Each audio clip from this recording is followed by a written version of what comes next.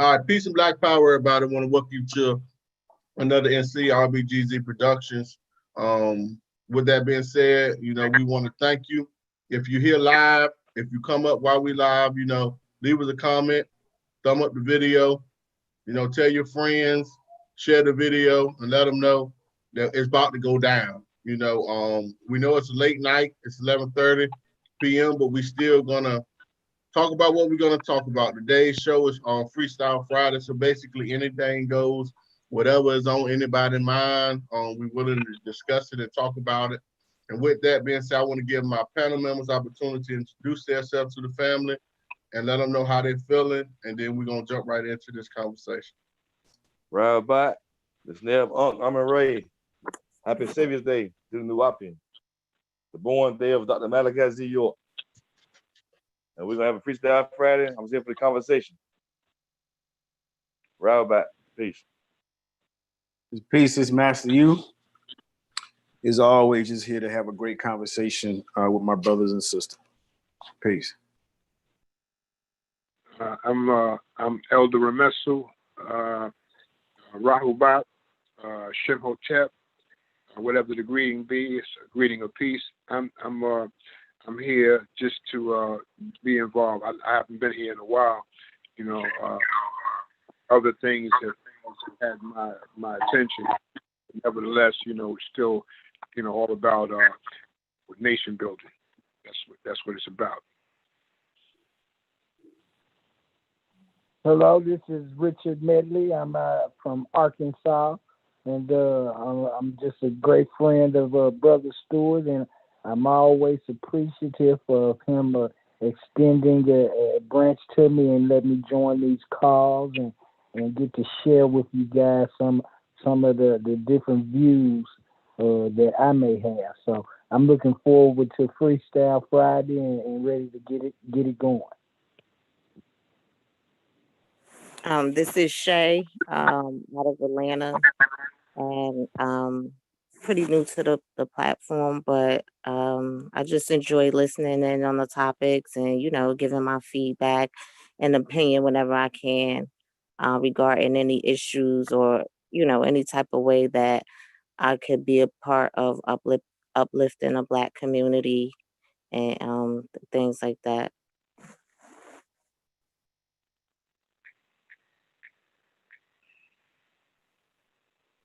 All right, with that being said, I thank y'all also. I always like to thank my panel members, because y'all taking time out y'all busy schedule as well to be up here, and I really do appreciate that. Now with that being said, all gloves is off, man. It's Freestyle Friday. So what's on y'all mind? I'm gonna let y'all start off. I have one thing I want to talk about, but I'm gonna let y'all start off. Anything that's pressing on your mind, anything that you want to discuss as far as what's been going on and current news, something from a last show, in this show. I'm gonna open up the floor to y'all.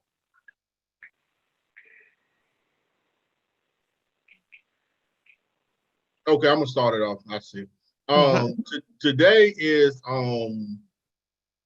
Malachi Z. York birthday. Am I correct? And it starts the new year for anybody that's under that. I don't want to call no names like Nawapians. So do y'all want to expand on that a little bit for the family, those that is involved with that, to give a little small breakdown of what's going on? And I saw the drums being played, and I saw some of that earlier going on. So do any of y'all want to talk about that for a little bit to let the audience who is unaware of this stuff, because I did not know it was the beginning of the new year for y'all nation. So so I want to give y'all the opportunity to jump on that for a second. Yeah, well, it was always a time. This session started off probably like back in the 70s. This started off over 40 years ago at the Nubian Islamic Hebrew Mission when El Hajj El Imam Isa, who became known as Dr. York over time, would have other elders like Sheikh Dawood, who was one of the first Muslims here in America. He had a mosque on State Street in Brooklyn, and we used to invite him over during this particular festivity. We called it an Eid, and we would always, have a lot of food. The children would be out, and we just have a real good time and really celebrating, the master teacher. And at that time, he was, like I said, Al-Hajj Al-Imam Isa Abdullah Muhammad Al-Mahdi. And we would just, acknowledge the gifts that he came, bearing on us. And we, it's just a time to rejoice because many of us wouldn't be where we are if it had not been for him, and our, just being, introduced to him throughout, life's path. So it's a festive, a festival that it morphed into. And they're holding it in Brooklyn, down in Georgia, it's in various different locations.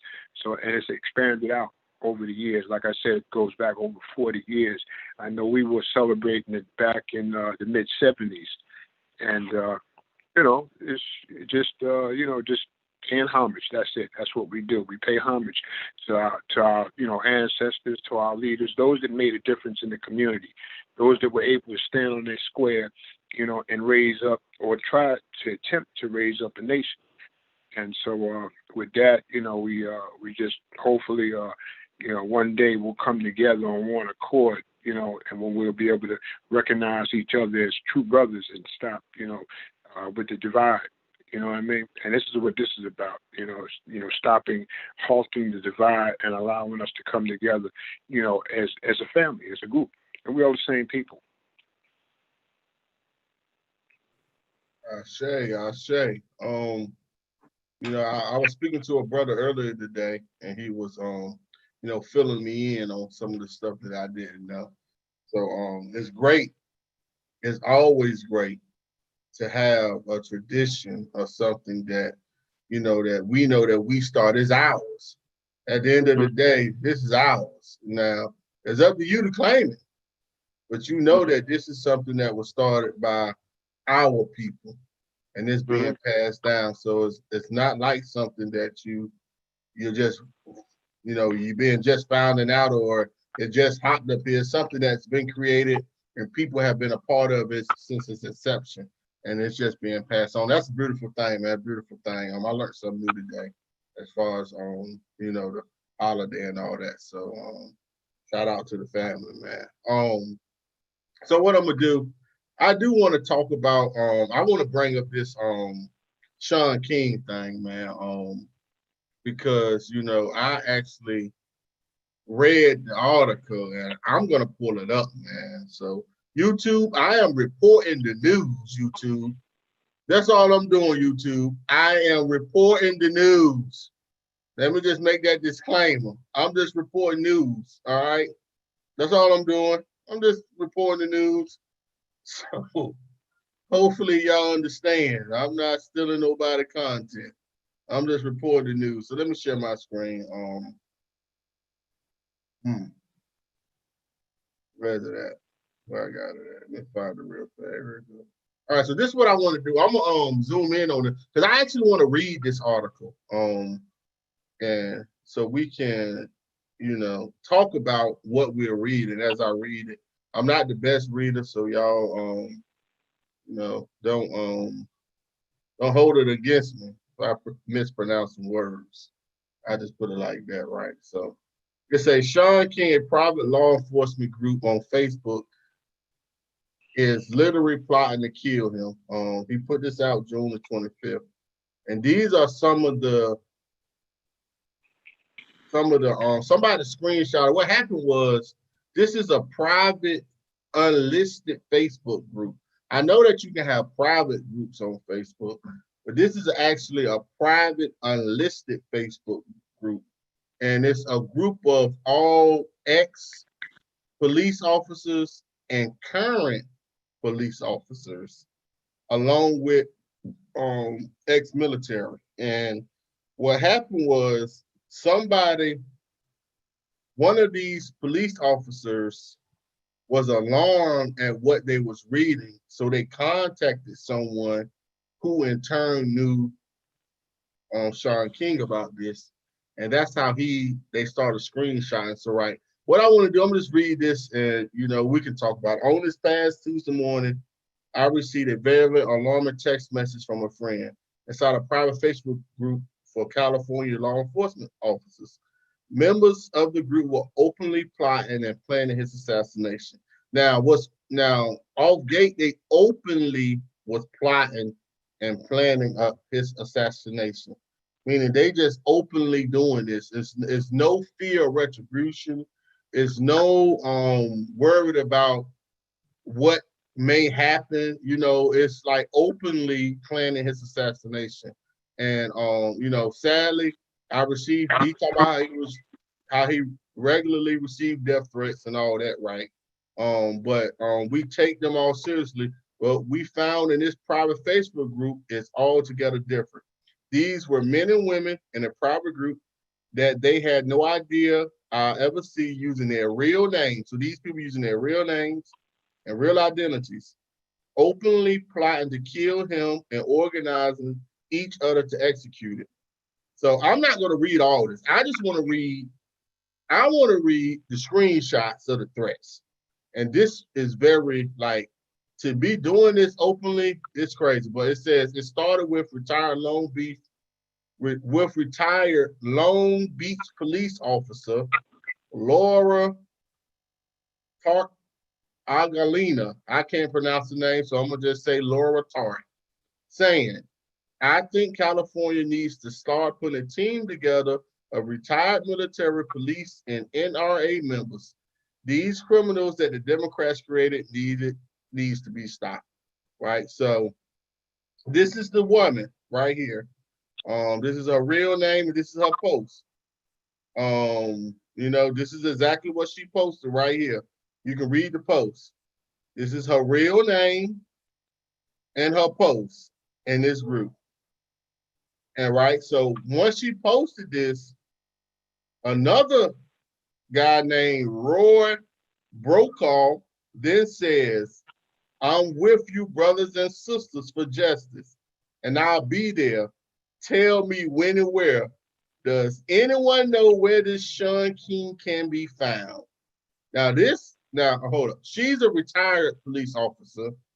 This Roy is also a retired police officer. I think these two was working in Long Beach, on Long Beach Police Force in Long Beach, California, right? So you see what he posted, right? Does anybody know where Sean King can be found? Then somebody said, this is Chris Sanford, toss this guy from a helicopter, right? He says, toss this guy from a helicopter. Then Jerry D. Rosa, a retired LAPD officer, then says, need a sniper? As you will see at the time, two people gave him thumbs up. So he said, when he said need a sniper, you got two people that thumbed up this thing, man. Right? So you got police officers, some of them retired, because you have some active police officers that get into this also. But they are openly plotting to kill this man on Facebook. Now, mind you, if we openly plot to kill a police officer, we would get arrested. Do y'all know that? Do y'all know that if we are openly plot to kill a police officer, or if we say something like some of this stuff that was said about a police officer, we will get arrested. Are y'all aware of that?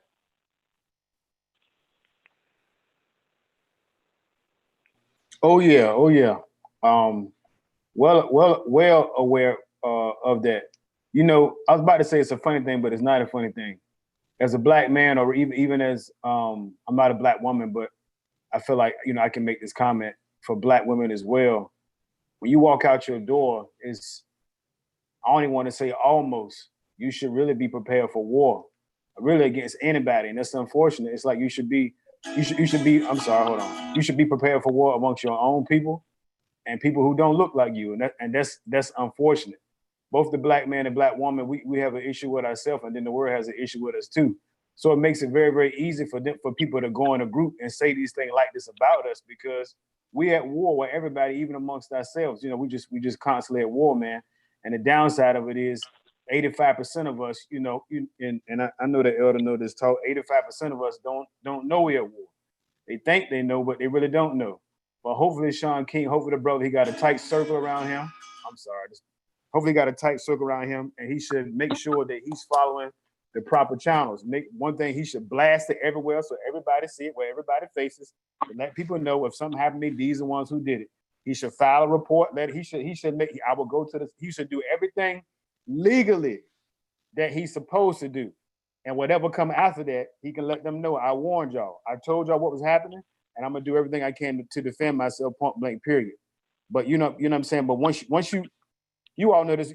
You all know this, man. We have to be both physical and mental in this war. We have to be financially able, emotionally able, spiritually able, physically able, et cetera, et cetera.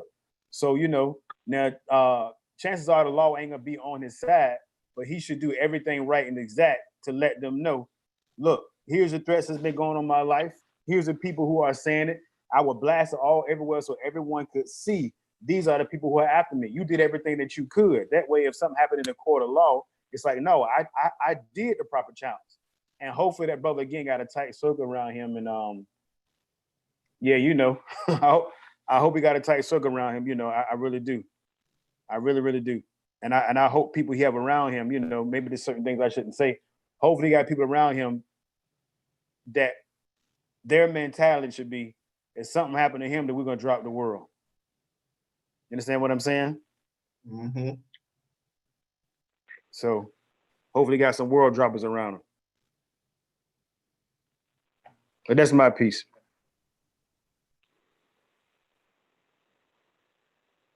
Okay, well, I'm just keep reading a little bit more. It says, then John Hushins posted, Sean Kings needs to be put down.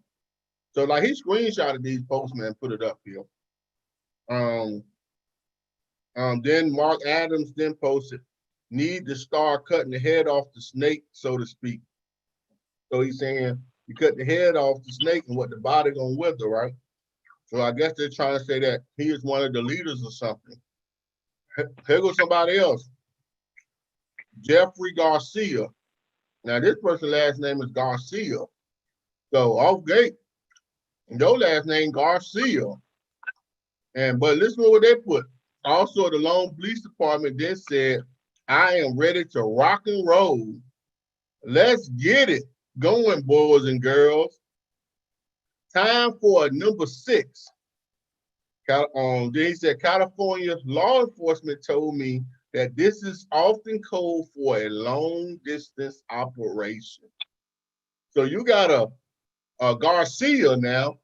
So he's the guy. I'm gonna just say Garcia, and I'm gonna leave it at that. Saying he's ready to rock and roll, right? And then retired Long Beach police officer Laura Cart then says, organize it, Jeff. Then Jeffrey Garcia responds, Roger that, Laura. So look, they are openly, listen, they openly, these are the screenshots of their posts. Now these people are real. They're not fake names, right? Then here we go right here. Billy Dishman then writes, let's get it going, I'm in. Let's get it going, I'm in.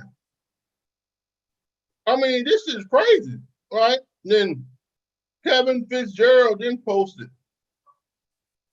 So he's a Marcus. And what's the rule for a communist?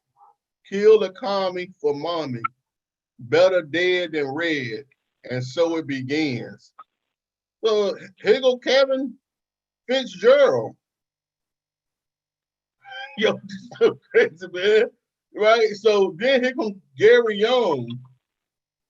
Tim Riley, yes it is. But remember, at my age, life in prison is not a deterrent. Now, Gary Young is an active police officer. This guy is active. So he is not retired. This guy is actually active. And what he says is, but remember, at my age, life in prison is not a deterrent. Like, he don't care about life in prison. It don't mean nothing to him. I mean, this is crazy, man. Then you got Henry here go Henry Martinez. So you got a Garcia and a Martinez. So for this brown black coalition that we've been pushing, right? Posting a picture of a man with a gun that says, yes, some of us may be old, but we still have a sharp eye and a steady hand. And some of these anti-Americans need to be set straight. Jeffrey Garcia, so you got the Martinez and the Garcias now. Then replies, damn straight, Henry, we need you. You want to sign up? So may I say something? Go ahead, Elder. Yeah. I have just a different take on what you're reading. You know, my take is just a little different. You know, because see, if you and I in this group had a conversation like this on Facebook, they would freeze our accounts. They would lock our accounts down. But yet this conversation between these people are allowed to continue uninterrupted. So it leads me to believe, like, you know, it's almost like the Hegelian dialectic, where they create a situation, they back up and wait for your response, and then they come in with a solution to your response. You know, because, you know, COINTELPRO is still alive and working very hard. And I would call them agents provocateurs. You understand? Because, you know, you have the Justice Department says that you have a lot of KKK members, you know, white nationalists that are joining the police force. But if these are really police officers, right, if they're really police officers, they have to be incredibly stupid to have this type of conversation over the airway. You understand? You know, I mean, being a law enforcement officer, having that kind of conversation is stupid. Or it's a planned provocateur's way of inciting, you know, what they want to happen, which would be a race war. You understand? So I look at that just a little different. You know, I don't, you know, I mean, you say that they're real people, yeah, but why hasn't their accounts been frozen? Why haven't they been locked out? Because they're promoting violence. And that's the same thing happened to the president last week. They flagged his account because, you know, he was, you know, they said that, he was pushing some untruths.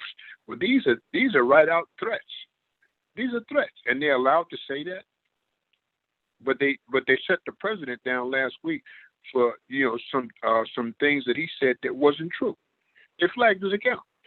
So, but to me, to allow this type of conversation to go on, it's almost like it's planned for a purpose. Right. So, that's just my take on it. Yeah, I mean, it makes a lot of sense. I will say that the further we go, you're gonna find out that this ain't the only group, and these are private groups and unlisted, meaning that when they are private Facebook groups, you can't search the name of this group and find it on Facebook.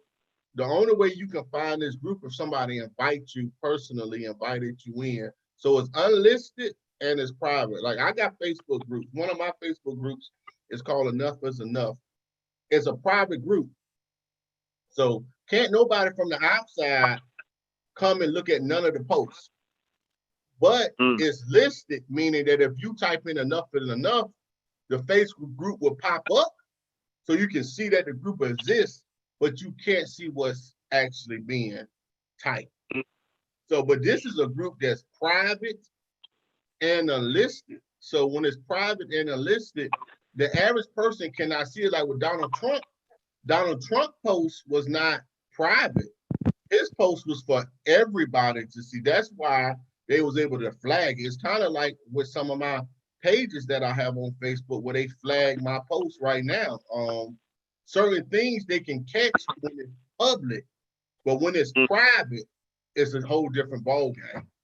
They not really monitoring and censoring private Facebook groups like that. Because I got some private groups, and they're not really in there. Like, but my public page, if I put some of the stuff that's in my private group on my personal page so everybody can see, they will suspend me. They'll put me in jail. So I've learned that myself, but I'm not saying one way or the other on why they allowed it to or why not. I'm just when you keep reading, you're gonna find out that is other, this ain't the first time, and this is other groups like this. Actually, the brother that was killed, Marv Arbery, the brother that was killed down in Georgia, they had a private group where that video was circulating. Before we even found out about it, it had already been circulating. But we just found it out. It had already been circulating. Now, I'm not going to say it was circulating on Facebook per se. I'm not going to say that, though. But I do know that that video had been circulating on some of them white ring extremists, on some of their, I ain't gonna say Facebook because I don't know if it's been confirmed on Facebook or not, but I know it had been circulating in like some of their platforms. White ring, the dark web, it had been circulating around there before we even ever found out about it. I know that much, but I don't know if it was circulating on Facebook, so I'm not gonna say that, but I have suspicion that it was. I'll put it like that. But let me keep reading because we're gonna get off this. So here go another guy that put, now a lot of these accounts now are scrubbed. If you go on Facebook, you can't find their accounts.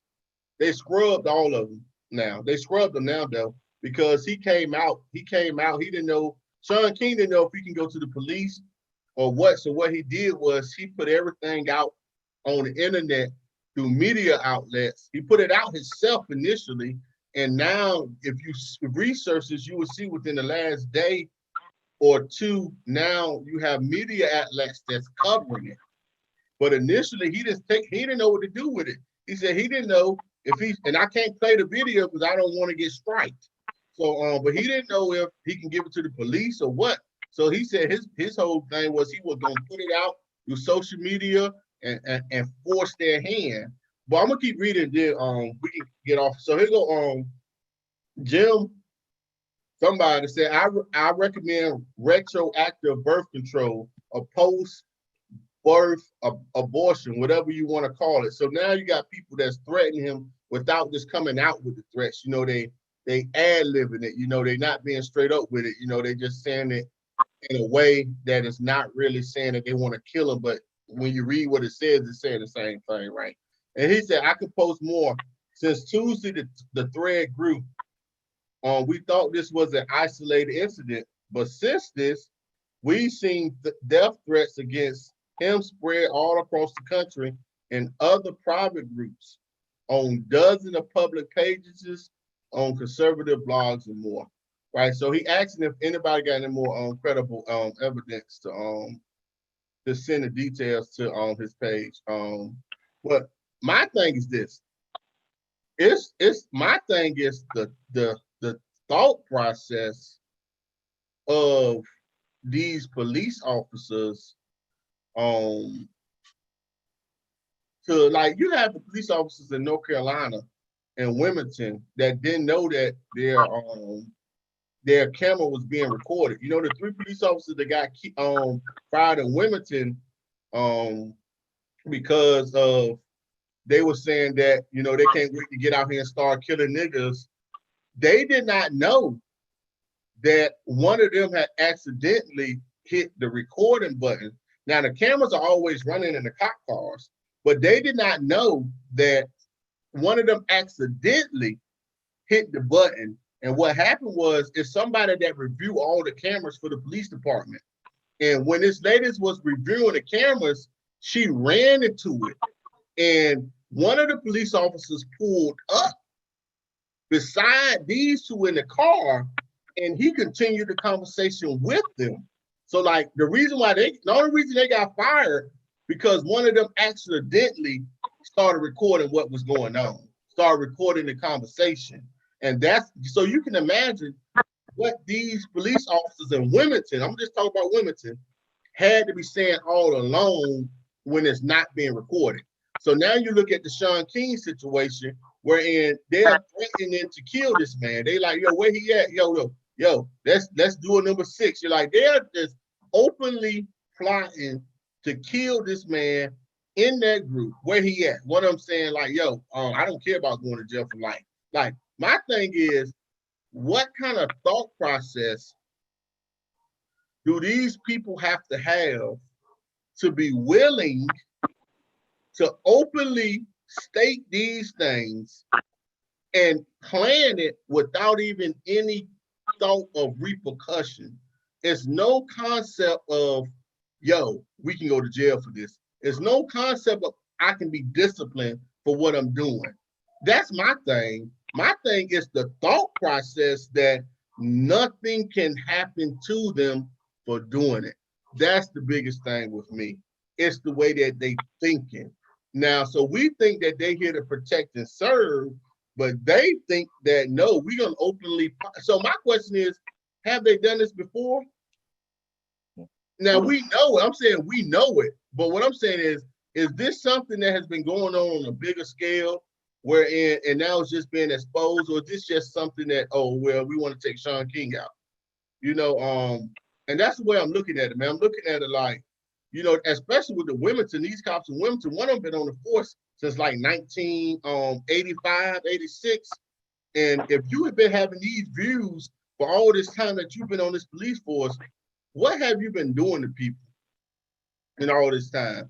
How many people have had to felt your wrath because of your racism, and it's been covered up by the police department for so long? You know, that's the whole thing with me. It's like, okay, you know, it's crazy out here, man. That's just my piece. I felt like it's something that I wanted to talk about. I wish I would have talked about it last night, but and I don't know what y'all think about it, man. Y'all don't care it's here, there, oh, never mind, you know. You know what?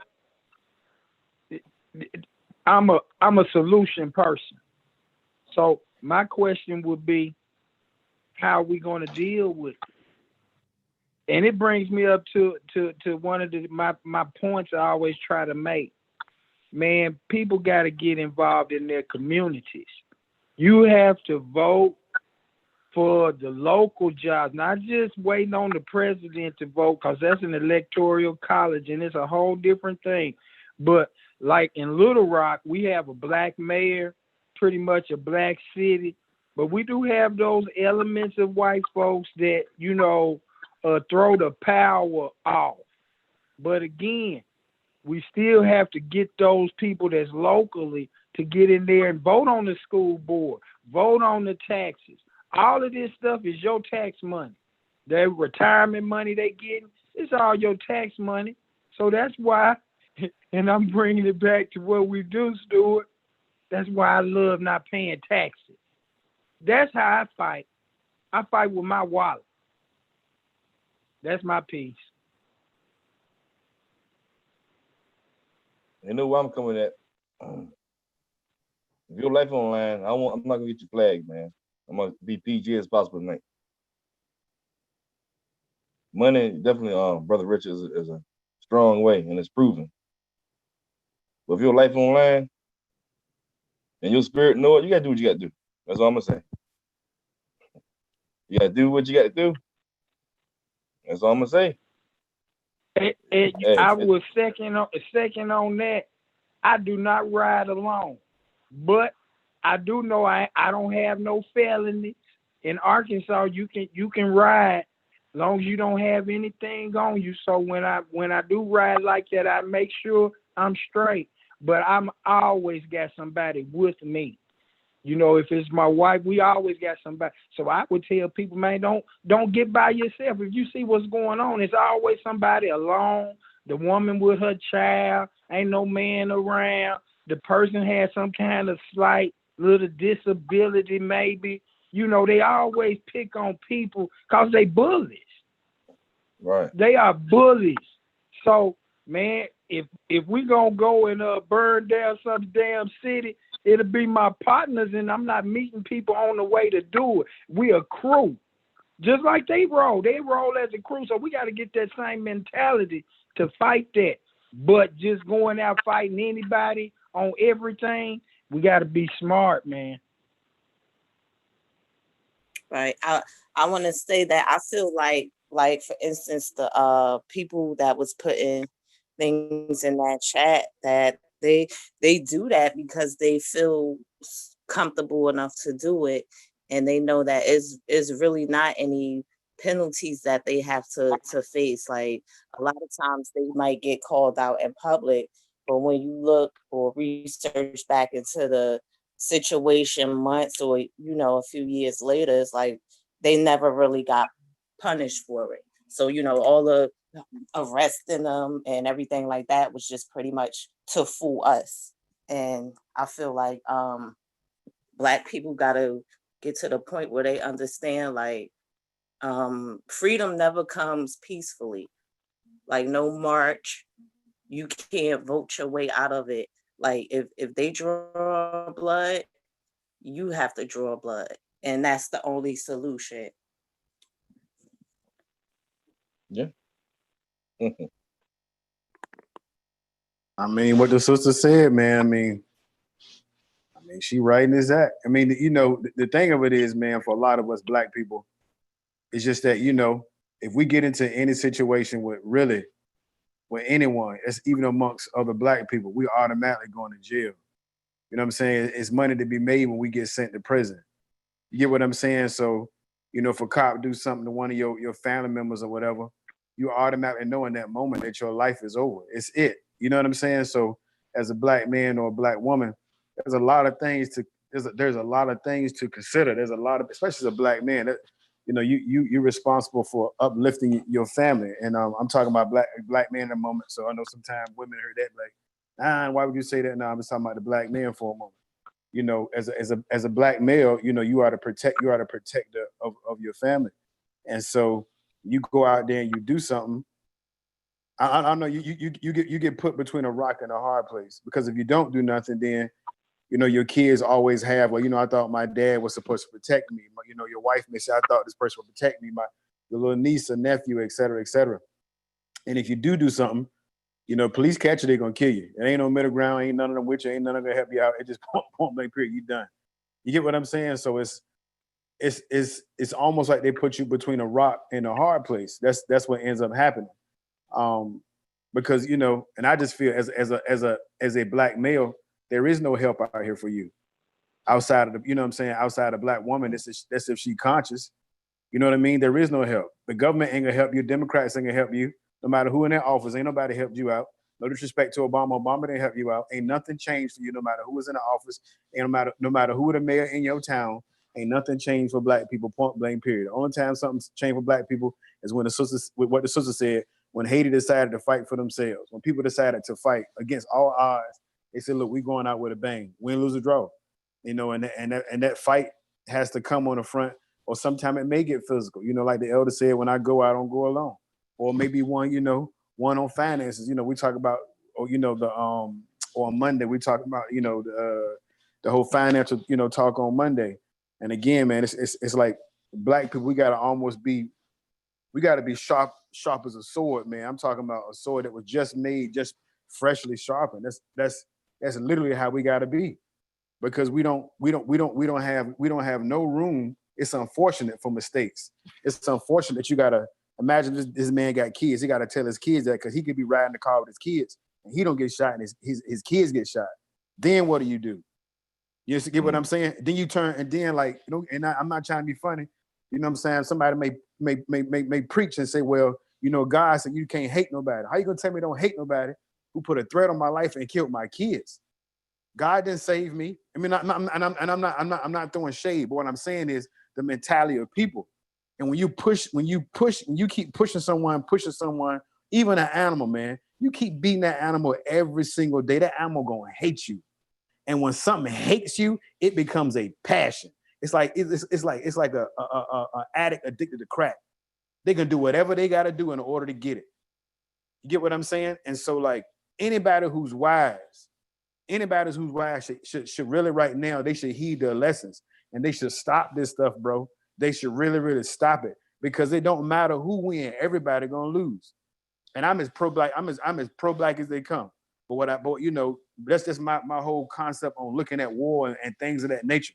If you are white supremacist and you care about your race, it's like, no, I don't want to go to war because I love y'all too much. Let them have what's theirs. I don't let them go ahead. I don't like them anyway. Let them go ahead. Long as you get what I'm saying. If you really love your Black people, you get what I'm saying.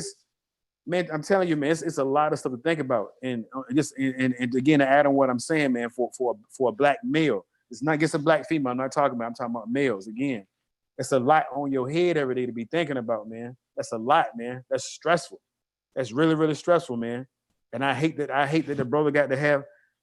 Who knows what his mentality is now? Who knows? He probably going to the grocery store shook. He don't know because he don't know who his enemy is. He don't know. Probably scared to send his kids to school. He don't know somebody might try to kidnap his kids, man. You get what I'm saying? And a lot of times they get somebody black to go do it. You know what I'm saying? No disrespect, but that's the fact, man. So I know that brother probably about to lose, because that with me, I'd be ready to lose my mind, man. I know I'll be losing my mind because it's not just you. But anyway, man, that's my piece. I'm gonna shut up. You know what though, Master you? They always talking about don't hate, right? You literally say that, man. Don't hate, but in the Bible, God hated.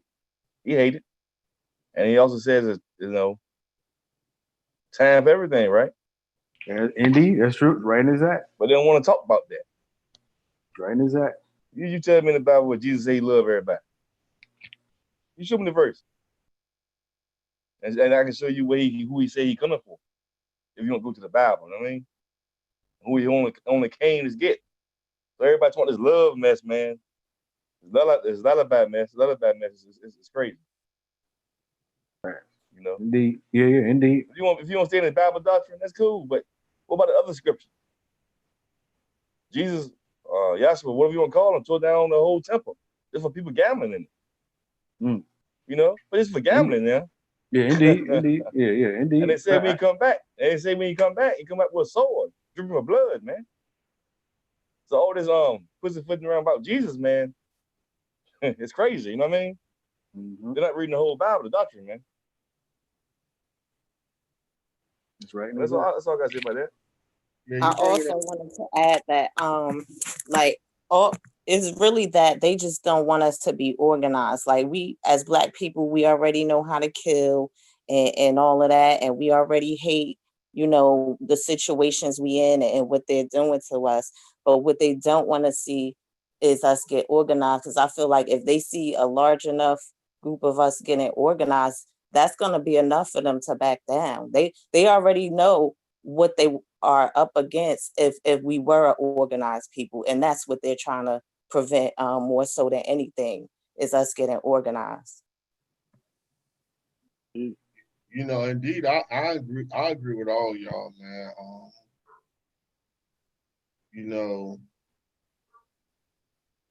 Sometimes it'd be like, it make you wonder, is it too late for us, man? Right? Something African Americans used to always say when we used to talk a couple years ago. He was like, man, it's too late for us, man. He used to say, it's too late for us. If we ain't got there yet, we ain't gonna get there. And I've always been optimistic, believing that it ain't too late. But when you look at the way we're headed and the trajectory of where we're headed, it's not looking good, family. When you look at everything through the lens of politically, economically, spiritually, socially, with this coronavirus, when you look at everything in a nutshell,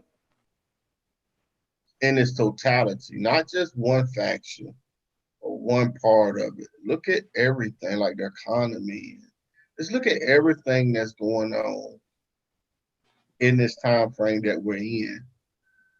We will see that we are in some uncharted, we're moving into uncharted territory, into a space where we haven't been in before. And we need to understand that and understand that and get prepared, family. What's being shown about our police forces, that they have gotten so complacent and so used to being able to harm us and get away with it, that now they don't even understand. They think they still supposed to just get away with harming black people. You know, they feel like this is what they supposed to do. And how dare you come after us? How dare you charge us without giving us our due process? How dare you fire these police officers? Because you remember, before all this burning down and rioting was going on, they used to always say, what? We got to do due process. Remember them words? Oh, yeah, the police officer can't get fired. You know, it's against the union. We have to investigate, and we're going to put them on suspension with pay until the investigation is over with, right? But if you pay attention to what's been going on these last couple incidents, they just straight up firing these folks and charging them. But before all this protesting and all this stuff was going on, that was going on, they was making us do due process and waiting. And so now that they're not waiting to process these police officers, they got their panties all in the air. Like they mad as hell because they see that them being able just to do what they do and get away with it without any type of repercussions is now feel like it's pushing them back and it's making them get back to reality. And now they're and listen, I'm gonna tell y'all something about that Sean King thing. Once he came out, this is not in the article though. And once he came out with this, he started getting phone calls from members of these police officers' family. And basically he was getting warnings that these people are dangerous. Like these are the ones that will these the ones that'll do it. Like so like the people that he was ousting, some of their families was actually contacting him and was telling him like, yeah, like you don't want to mess with him. Like he one of the ones that, you know, like he hot headed. He quick temp. He got a quick trigger finger. So he, you know, so that's what's crazy about this man. And we don't know what is being plotted while we not thinking. You know, so it's very interesting time. Do y'all got anything else y'all want to jump on in the subject? I know Neb got some stuff. Wow, you was a red man, huh? Man, well, me and me talking about everything. We freestyling on top of dome, whatever. What about the enemy from within? I mean, we know, like, you know, but the community. The boule. Okay. So what you want to talk about? The how y'all feel boule? about that? The history of the boule and the talented tent. That was one of my subjects on Facebook that I put on Facebook. And I was talking about how Steve Copeland was exposing them.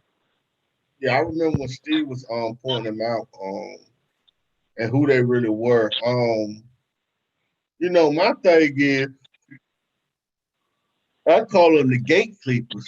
Like, and they also supposed to be the ones that's in between us and the power structure. You know, but they in my world they get no play. In my world they get no love. So But we can't ignore it though. In our world, it ain't a whole lot of things in our world, but it's there. Yeah, we got to deal with that. I'm not saying that they are not there, but the fact that they under Greek letters says enough for me. The fact that they not even they under Greek letters, so they Greek fraternities to me. So when I look at you as a Greek fraternity, I understand that you're not pure. So you're not pure in your origin and you're not pure in your thought. So you're not pure in the way that you're going to act also as an organization. So obviously that their moves are not organic, nor are their moves going to be for our best interest because they don't even really know who they are themselves. That's like the blind leading the blind to me. So as far as them as far as their studying habit, because some of them have some incredible studying habits where they study. But other than that, and supporting like their own little organization, other than that, man, hey, I really ain't got too much to say about them. They lost to me. To me, you lost. I mean, that's what I feel about them. They lost, and they don't even know who they are. You know, one of the first things that the ancients always used to say was to know thyself. So how Right. can you be gatekeepers and you don't even know who you are? Like y'all are frauds. Y'all niggas are goddamn like they like Looney Tune characters to me. Cause you don't even know who you really are. So you around here wearing these Greek goddamn letters and swearing to these Greek goddesses and all that bullshit. You lost, man. To me, that's just the way I feel about it, man. They lost, man. So they need to know who they are. And once you come around to know who you are, change these Greek fraternities and turn them African. And I'll leave it at that. That's Now just my watch this. Now watch this. This ain't to take no shots at nobody. Hey Shay, you still there? Yeah, I'm here. Do you know how a lot of people don't know, but you might know. But a lot of people that's listening in, that's all going to listen in, don't know. Do you know how I heard about how the NAACP started? The NAACP, you said? Right. Um, I heard something about it before, but I kind of forgot. It It was was started through back. white people, right? Well, didn't like the CIA infiltrate or something like that and start funding them? That's one part. But yeah, the Jews, the the fake, well, the Jews. You know what I mean? What they call the Jews? I'm gonna try to be Uh-huh. PG today. They started that stuff. They handpicked certain brothers. I ain't gonna say the word N word today. To do a job. You know what I I mean? feel like I feel betrayed by a lot of our so-called black leaders. Like I really do. I feel like at the end of the day for them it's just really just a job and like a paycheck and they don't really care about the people. And I feel like the person that that we need for that would be best for us is not necessarily going to be thinking in the mind of like I need to be president to lead people, because again like that's just operating the way that they operate in their system. But like to free ourselves and totally detach ourselves, like we got to think outside of that. So we need like really like a renegade, like without forget what the laws are or the rules. We're doing our own thing now, That's right. And and you don't have to be a president to do that. right. We've been let down. Like all this stuff going on. You ain't heard nothing from the NAACP. You don't hear nothing from the Black Caucus, whatever you want to Al call them. Sharpton, Sharpton, he over there. Jesse You didn't Jackson, hear nothing from the guys. Nothing. right? Well, And look, I everybody, let me throw some out there. When we marched in the hospital, the NAACP was with us. And in Gates County, when we marched with the NAACP out there. man, I wouldn't know the NAACP gets coming. I wouldn't know, bro. Yeah, I'm I just think. surprised 100 people came, but a lot of people came, man, just for the show. You ask me. Yeah, Some people came from Pearl Heart. A lot of but people came for the show. I think the NAACP was out there. I think I remember hearing something about them. But this is the thing, and Tariq Nasheed, he drills this. That's what I like. I like about that brother. He drills the point that we don't need leaders. What we need is a code. Is you can chop the head off a snake like they was talking about with you know the brother. I'm gonna just say that. They were talking about like chopping his head off, Sean King.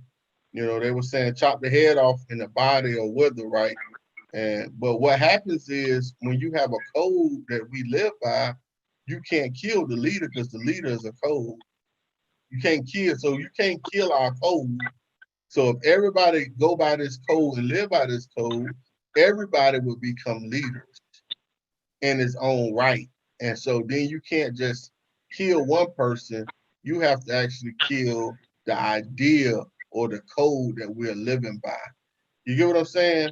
So that's the one thing about having leaders. Now we have these organizations that's supposed to be they're supposed to be put in a position where they are quote unquote leaders and we follow their lead. But if you pay attention to what's going on in today's world, it's grassroots or nothing. If you're not grassroots, you ain't getting nothing done because the people see right through the fakes. They see right through you. And you know, this is where we have to push this hard. So our people can understand that the Boule and the Jack and Jills and all of them, you know, like y'all know thyself. Ask them who they are. My question is, do you know who you are, man? If you can tell me who you are, then maybe we can go from there. But do you actually know who you are? You know, that's my real question. Like, do you know who you really are? I think somebody need to ask them, do they know who they really are? And I think that'll solve that problem. Even you gotta watch that word grassroots because they're trying to jack that word too. Like it's like they jack the Black Lives Matter. Roland Martin walk right here with the Sheikahs on there talking about the grassroots and all that crap, man. You know what I mean? So they using our words, our little slang, right? Yeah, Roland Martin. I mean, he's grassroots, man.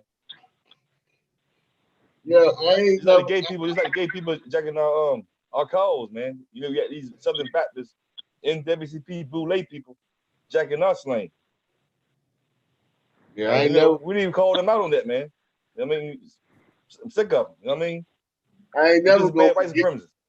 I ain't never gonna forget when Roland Martin had Hillary Clinton come and he started doing that dance with Tyreek picking. Yeah, it was funny. He grassroots though. Yeah, he's shucking and jiving, man. Like, man, everybody saying the word woke. Everybody saying woke now. Everybody saying grassroots and everybody got black fists up, man. They're just taking out, just hijacking our stuff, man, for another agenda. And it's sad. Because they're confusing people that's trying to learn. And mistake us for Roland Martin, or mistake us for LGBT, whatever, you know what I mean? Yeah. It's crazy, man. We got to draw the line in the sand. There we go.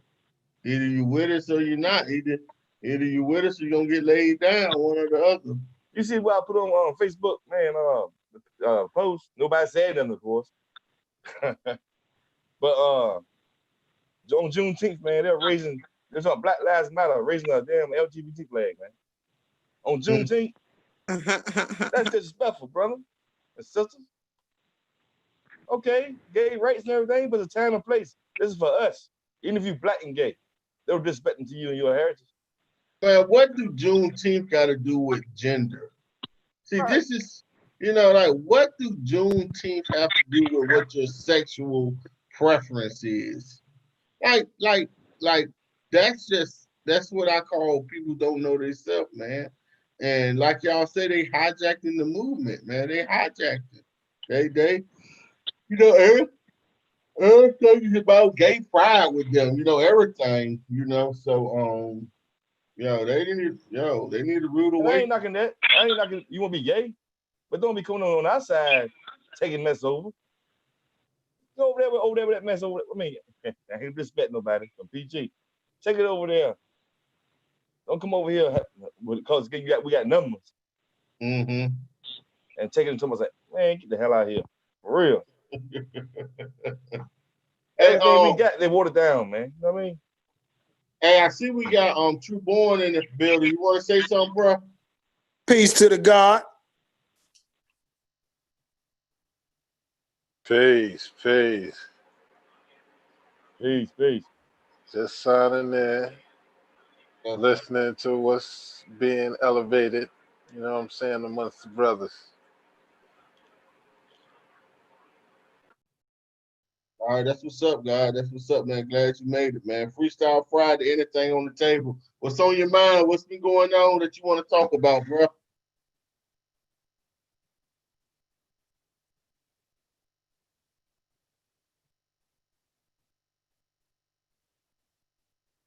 I guess everybody relaxing. You know me. You know, I don't know, family. What's You the know, matter? What's the matter, Seth? What's going on?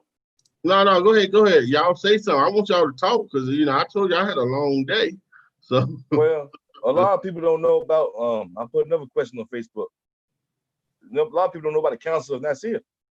I wish the elder was still here. He can really break it down. You know what I mean? But nobody want to talk about the Council of Nicaea. And then you got to watch. You can go to Google because a lot of things been whitewashed and Christianized for everything. But if you go look at the true results of Council of Nicaea, the plan worked. It worked. And it is what it is. You got anything to add on, Master You? Saru? Let me look. Let me throw something in here. Let me throw a monkey wrench in here. Because I love my Christians. Yeah, cool. What if I told you the Council of Nicaea wasn't meant to? My thing is what if the Council of Nicaea all your money out tomorrow wasn't this ain't meant? even investment. This is our budget. Hey, let me read the brother. All right. What if I told you that the Council of Nicaea wasn't meant to start Christianity? What if I told you the Council of Nicaea was meant to reaffirm what the Christian beliefs were prior to the Council of Nicaea? I'm gonna just throw that out there. Mute my mic so y'all can jump in, but I'm gonna put it out. What year? Can somebody refresh me the year on the Council of Nicaea? What year did that take place? 325 AD. So I'm gonna say it again. What if the Council of Nicaea was meant to reaffirm what the Christian values were prior to the Council of Nicaea?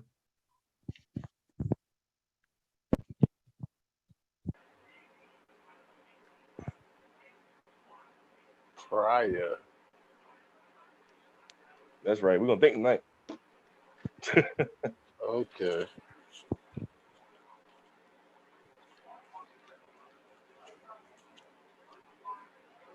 Shay, you still there? Yeah, I'm here. Google, go behind us now. Do a fact check for us. Yeah, I'm not even familiar with that. So Shay with the data.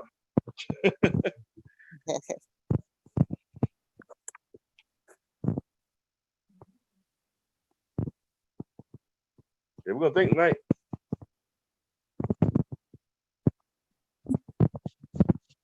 What if ask the question?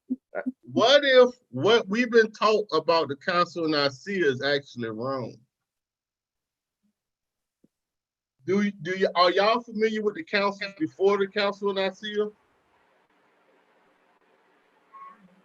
I heard about it. Go on ahead, man. Go ahead, teach. I can't say too much about before all the Council of Nicaea, but they got documents that they was fighting for Christianity and the belief of it. And they killed in the name of that God. It's in documents, brother.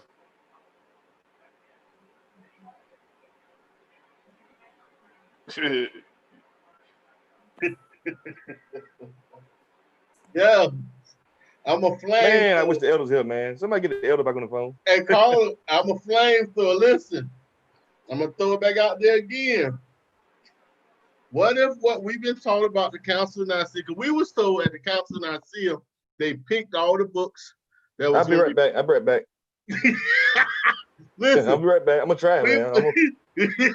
We were taught that at the Council of Nicaea, that's when they picked all the books that was going to be put in the King James version, and they canonized the Bible, right?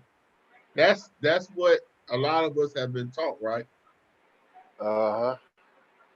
So my question is, what if they only reaffirm what the Christian belief was prior to the council? What if the Christian belief system predates the Council of Nicaea and they had that council to get everything back in order because it had became chaotic?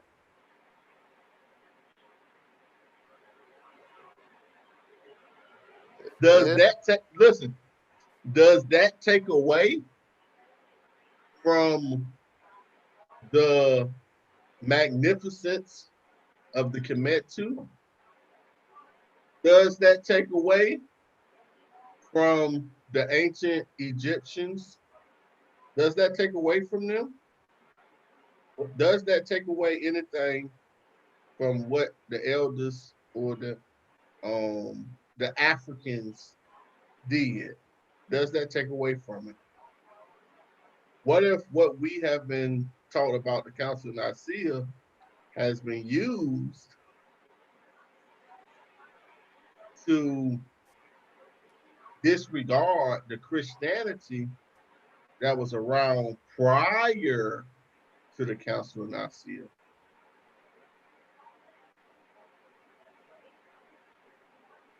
That ain't been around before no council now. I see. you know, it's still you been. Hey, Huh? hey. Hey, look, no. I'm gonna give you what you're asking for. Now, we do know, I'm from the I'm with the gods. So that's my culture. But knowing other cultures, and you a Kemetic philosopher and a Kemetic, studier. So everything that's in that Bible, a lot of it comes from what? Comes from there. This is before Christianity. It all comes from there. And then that stuff has been mixed and transfused and make it seem a certain way that it's not. Now, I will not disregard the Bible, say everything in it is 100% fake. That would be false. But a lot of that comes from Kemetic knowledge and ancient stuff that existed way before people took it and enveloped it and called it Christianity. You know what I'm saying?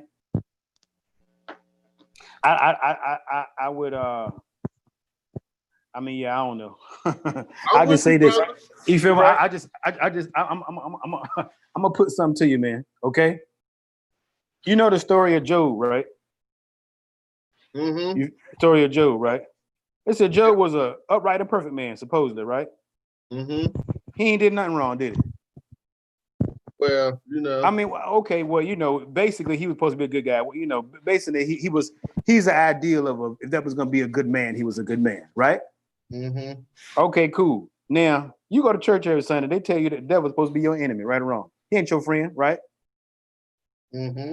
Follow me so far, right? If I'm wrong, I'm wrong. Please let me know I'm wrong.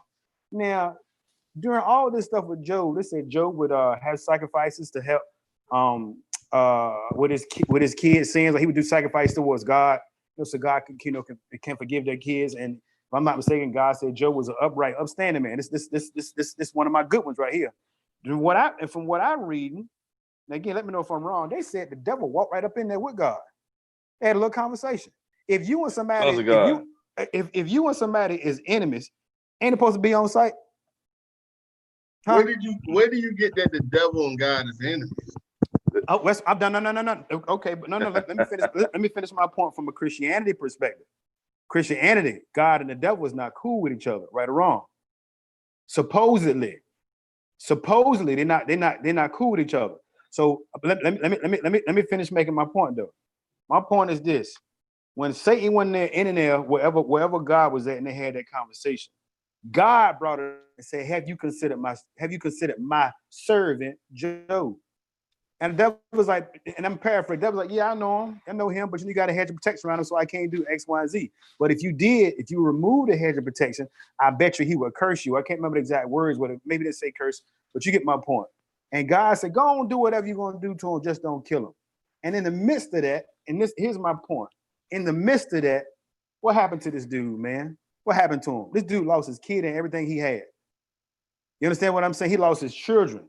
I ain't gonna talk about his possessions that he had, you know, his animals and his wealth. I'm not gonna talk about that because you can build that. What I'm saying is you dealing with a guy who played with your life and you had done nothing wrong, supposedly. This person killed your kids, and even if somebody give you more kids, it don't take away the fact that you took the ones that I had. So if I'm Job, when Job's wife told him to curse God and die, was she wrong? I'm not trying to be funny. You think about it, to curse him and die. Was she wrong? I mean, I ain't saying he wanted to go. I ain't saying for him to kill himself, but people have to understand her point of view. This God that you serve played with our life and took our kids and everything we had, and we did all this stuff for him every single day. And this the thanks we get. And at the end of the day, God gave him all his stuff back, gave him more stuff. Okay, yeah, you gave me everything back, but I'm talking about my kids that you killed, that you allowed to be murdered. You understand what I'm saying? There is no retribution for that, brother. You understand what I'm saying? There is no retribution for that. And if we took that and we look into slavery, man, what did them slaves do? Them slaves took your what? Took your kids and then made you have some more. They raped your, man, you know, I'm gonna shut up. I'm gonna be quiet because No, keep on, man. No, I'm gonna let it go. I'm gonna let it go, man. I'm gonna let it go. I don't diss nobody, man. I was a pastor Make one them time think. myself. Make them think. You know, Well, you understand what I'm saying? hold on, man. Hold on. Y'all gotta chill out for now. You know what I'm saying? We gotta tackle this thing one. Now we were talking about Council and Isaiah 325 AD now. So let me ask y'all a question. Do y'all know when the Christianity in Alexandria, first church in Alexandria was founded?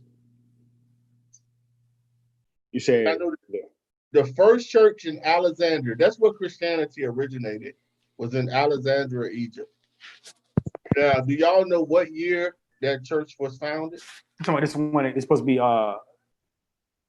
you said Egypt. I know a lot of people say that Christianity date back to Ethiopia. That's where first, you know, supposedly come from. But I don't. What you're talking about? No, Alexandria, Egypt. I don't know about this.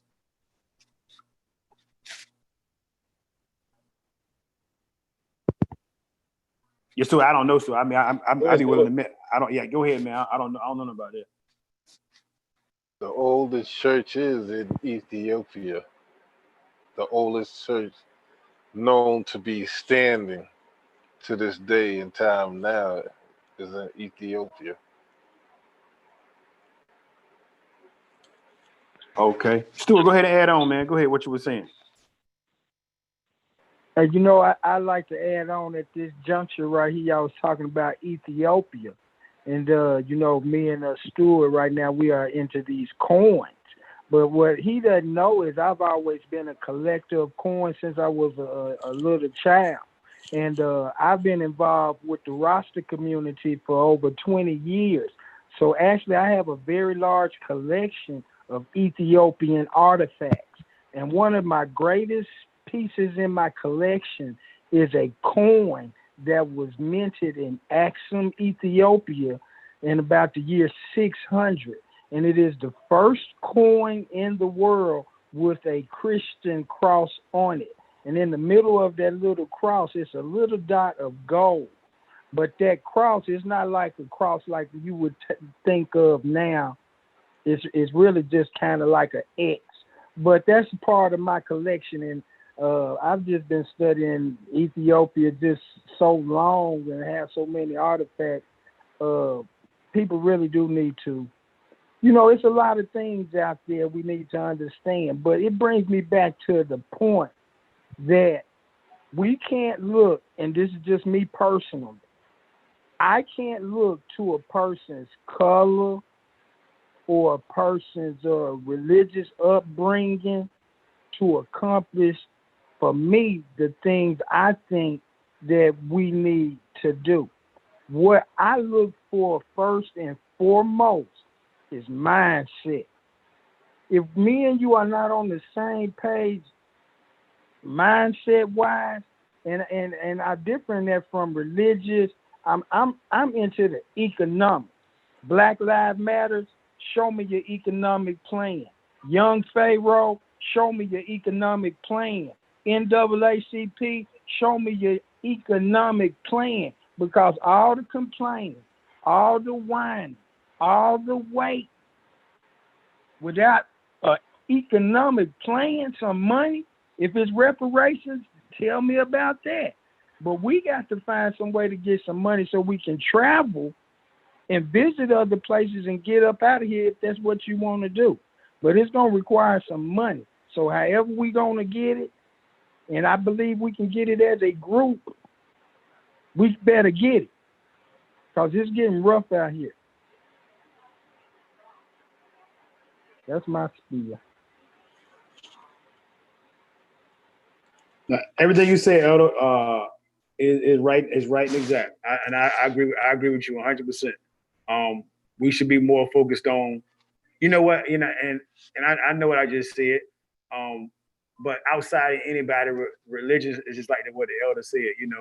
If we got an ideology to do for each other, it don't matter what you believe in or worship, as long as you have an ideology. And if your ideology is Black economics and support Black and help help the Black culture to move forward, then if it helps you to be a more righteous person than you do, that's what I normally say. I went on a little rant. Please forgive me, but whatever it is that helps you to be a more righteous person, then so be it. Certain things may not be for me, but if that's for you, then that's for you. But I agree with the elder said 100%. Somebody else feel free. Go ahead. Yeah, go ahead. I agree with you a lot. I definitely agree with economics. Never fails, economics, right? Money in this world. But man, a lot of Christians ain't ready, man. On that, you talk about that stuff. Everybody ain't Brother Richard. He's one of the few Christians. It's really most of them. I'm not trying to take no shots, whatever. The pastor's gonna be rich. You know what I mean? TD Jakes gonna be rich, but they ain't about the economic stuff, man. Like talking about. Now they could if everybody thought like Brother Richard, we would be a powerhouse. If they would include us, because we don't believe in Jesus, you understand? If they would include us, it could be a powerhouse, man. And some churches are doing good work, and I salute them, Mm-hmm. Like that preacher on Sonetta that Seharu was talking about. I forgot his name. You know what I'm talking about, Seharu. Mm-hmm. He's doing good things up there in New York. As far as the money thing, But the Creflo Dollars, the Jakes, the Snakes, and all them, no, man. And then the fear of things, the fear that Christians got, we're gonna talk real night. The fear that they got, I don't see it happening, man, no time soon, Yeah. And we let's go into that. The Christians, they got a thing of paying tithing. We understand that tithing is 10%. You don't have to be a Christian to understand, say 10% of your money, pay yourself first. Everything goes back to that book in some form or fashion. We just have to really realize that what is that really saying? That means save some of your money. Harriet didn't get out of here with no money. Marcus Garvey did not put together and buy that ship with no money. He had people that came together and pulled their pennies and built up something amazing. And right now we in this point where I want to say it too. See, when Martin Luther King them was here in the 60s, we was at about 20 million people, Black people in America. Today is 40. Had we not aborted our people, it'd be so many of us over here. So really I'm saying, man, we can let God work it out. I have 3 boys, 3 grown boys. Okay? 2 girls. They all grown. My boys, 2 of them in relationships. 1 of them is a player. So, boys and men gonna do what they're gonna do. But at the end of the day, y'all, I'm telling y'all, as y'all young people, man, it's about controlling your money. If we taught these young people how to open their own businesses, they wouldn't be out here burning business. But we don't have faith to believe that we can work 40 years in our own business and be secure. We feel that we have to work for white folks for 40 years to get something. And that's been our flaw. We got to it's a new revolution. It's a new economy. It's digital. We ain't going to work right now. So use this time to figure out a better way. Especially you young people. No, Yeah, yeah. What I was saying, I'm responding to both both Neb and the elder. I know no Neb brought in about more of the Christianity. I'm not saying I agree with Christianity. That's not what I'm saying. But what like what I mean is, in our nation, the first number is one, and that's knowledge. And also a part of knowledge, man, is you begin to know certain things. You may not agree with certain things, but you also respect, people for where they at.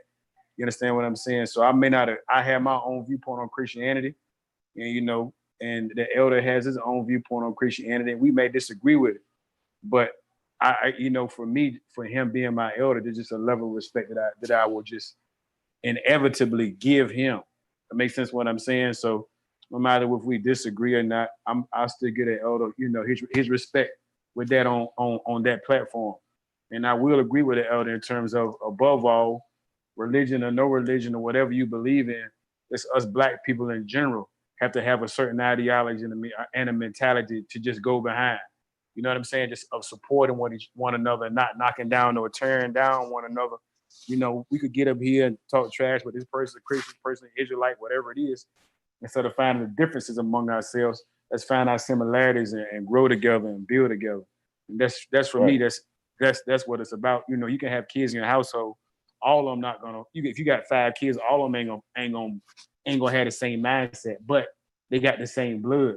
So no matter what your mindset is, always know that you can return back to your family. You know what I'm saying? So that's all I was saying. So yeah. That makes sense?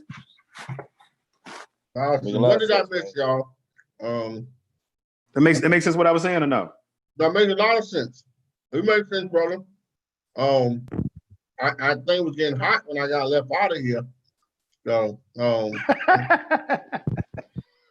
got kicked out of here. It was getting hot, boy. I was telling the man, keep on going, man. I was telling the brother, keep on going. He won't say nothing wrong.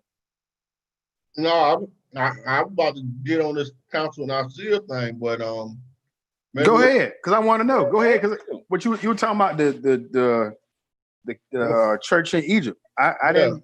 The Alexandria, the Church of Alexandria. When was Talk about it. Talk about it. The time frame. It was started in like 49 BC. Hold on, 49 AD. It was founded in like 49 AD. Council of Nicaea was 325 AD. But basically 300 years after that church was founded, they had that Council of Nicaea. So my point is that Christianity was already here before the Council of Nicaea. That's how my point is. My point is because a lot of us believe that Christianity was birthed on 325 AD at the Council of Nicaea, and that's wrong. What happened was you had a lot of different sects of Christianity at that time, and they had a council to bring it all together and go back to reaffirm the way Christianity was prior to all the different sects of Christianity. Also, when you study Christianity, a lot of people, we don't know this, is that you had different, like originally, you had different sets of Christianity also, like originally. So you have Christians that was from the East, some Christians that were, would say like Alexandria, the Church of Alexandria. So they direct influence by the ancient Egyptians. But then you have Christianity from other parts of like the Middle East or Africa. I know the Middle East, all this shit Africa. So that's just something that people don't know about, and it don't take away from Egypt though. So I just want to make that known. But people actually need to study Christianity to understand the origins of it, on where it really came from, and and stuff like that. That's all, y'all. That's all I was trying to say. But that Council of Nicaea thing is when they canonized. They canonized now, and also something that the Council of Nicaea did was canonize the Lamb of God into the Son of God. So, because if you read earlier books, it talked about the Lamb of God. not the Son of God. The Lamb of God was the sacrifice. That's why you see old paintings of Jesus with a lamb on him. But if you look at old ancient Egyptian hieroglyphs, you'll see that that painting was somebody else that had a lamb around the neck before Jesus, or what they say. So it's just a lot, man. Canon 82. If you want to look research, I know a lot of stuff about Council when I see it, man. I just be quiet about it, man. But Canon 82 is something that you can research. Canon 82, and just research it, Google it. But make sure you're talking about Christianity, and you'll see how they canonized a lot of different things at that council. But it wasn't when Christianity was created. It wasn't created there. Aries was from a different set of Christianity. I told you had different sets of Christianity. Even back then, you had different sets of Christianity, and that's what the council was for, was to take it back to that council in itself. The Council of Nicaea in itself was used to reaffirm the teachings that was prior to, before they had this big confusion. Then you have the all the other races getting involved and stuff, distorting things and messing a lot of it up. So yeah, it's paintings of how I want to say this. I'm gonna tell y'all something about ancient Egypt. You know where you got the scale of Mayat, and your heart get weighed to a feather, right? Do y'all want to know what was up there before the feather? Or y'all don't know? Go ahead, man. Okay. I might say that one then. I want from the bot to be a bit for this one. What was it? What said with no lamb? What was it? No, I want no lamb. No, man. I want no Okay. lamb, Like you about to- Nah, I want no lamb, brother. I reached out to the bot. I think brother Ramesh was asleep. Yeah. We'll save that for another day. On a But all I'm freestyle saying Friday. is, all I'm saying is though, what according to what the Bible, Yahshua, Jesus was teaching, and what they're teaching now is totally different, bro. It's not the teaching of Jesus, man. It's I'm talking about Baptist, Methodist, whatever. You know what I mean? The churches now are not teaching what Jesus was teaching in that Bible, man. There's more of Paul, if anything, you know what I mean? And Dr. Ray Yeah. Higgins, if y'all heard of him, he broke that down. You gotta understand that Christianity was used as a political weapon back in them times. Constantine. It was like do you know they had a Bible before the King James Bible. You had a Genesis Bible, you had a Geneva Bible, you had the Latin Vulgate, you had the I used to know all these things, but you had the Septuagint. Then from the Septuagint you get them codexes. You get Codex Sinaiticus, Codex Alexandrius, Codex Valentinus, I might be pronouncing some of these codexes wrong, but it's 4 codexes, and they all are based off the Septuagint. And the codexes, I think it's Codex Sinaiticus is the oldest complete codex. But you got Codex Alpo, Aleppo, you got a lot of codexes out there, man. And the codexes were like Codex Aleppo, Aleepo, that was found in like Russia. So you got a lot of different codexes that were found all over, man. And they was using the codexes to try to substantiate the Septuagint, because the Septuagint is the oldest quote unquote Bible in the world is a Septuagint, and it's Greek. It's not Hebrew. It's Greek. And it is what it is. I'm sorry, but that's the oldest complete Bible. Not even complete, because the Codex Sinaiticus is the completest version. But the Codex Sinaiticus, the Septuagint is only Old Testament. There's no New Testament.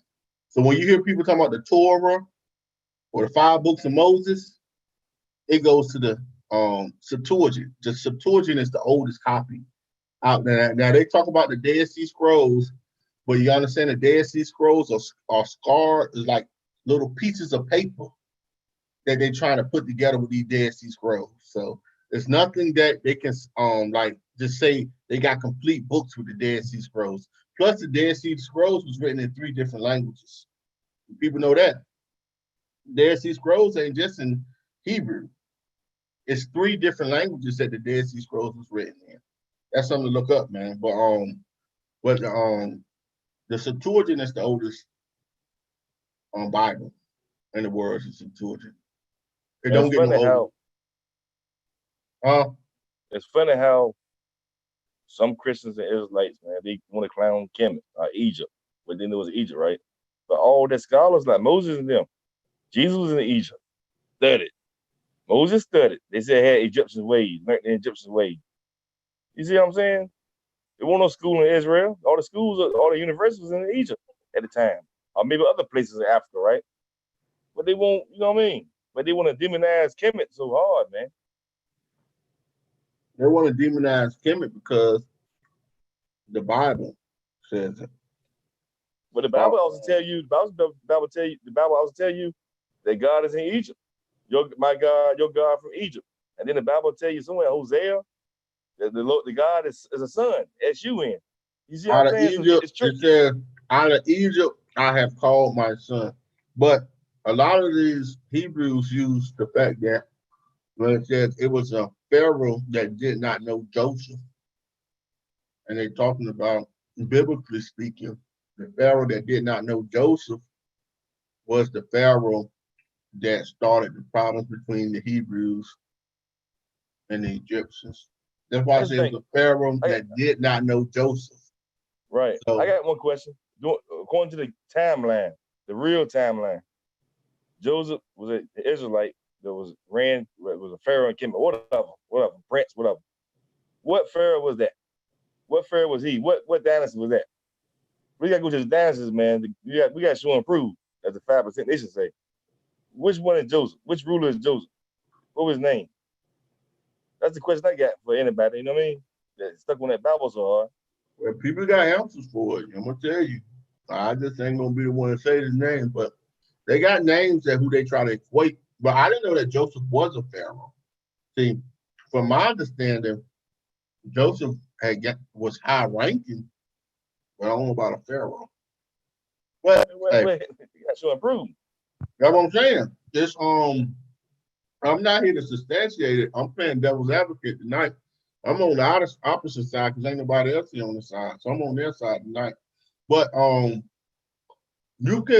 they have equated pharaohs to Joseph, man. They have. And I'm just telling you they have. And I ain't gonna say if it's right or wrong. They have equated certain pharaohs to have been Joseph. Hey, I'm not here gonna say right or wrong. But I will tell y'all something that most Egyptians or people who follow Kemet don't like. It's a set of ancient Egyptians or Kemetu that do believe that Yeshua was born and is Kemetic, and they can trace Yeshua back to birth. And they in Egypt, they always been there. And they Cometians. Now, there's a group of them that are still there today, and they still practice this. And they can trace Yeshua all the way back. And they also believe that Yeshua is an Egyptian name, not a Hebrew name, but it's actually Egyptian. And if y'all want me to, I will pull some up to let y'all see some of it, and then you can go do some further research. But the brothers make a compelling argument, and they are strictly Egyptian as far as their doctrine, strictly. But the brothers, they know what they're talking about too. That's all I'm gonna tell you. But so it's a set of them that believe that, man.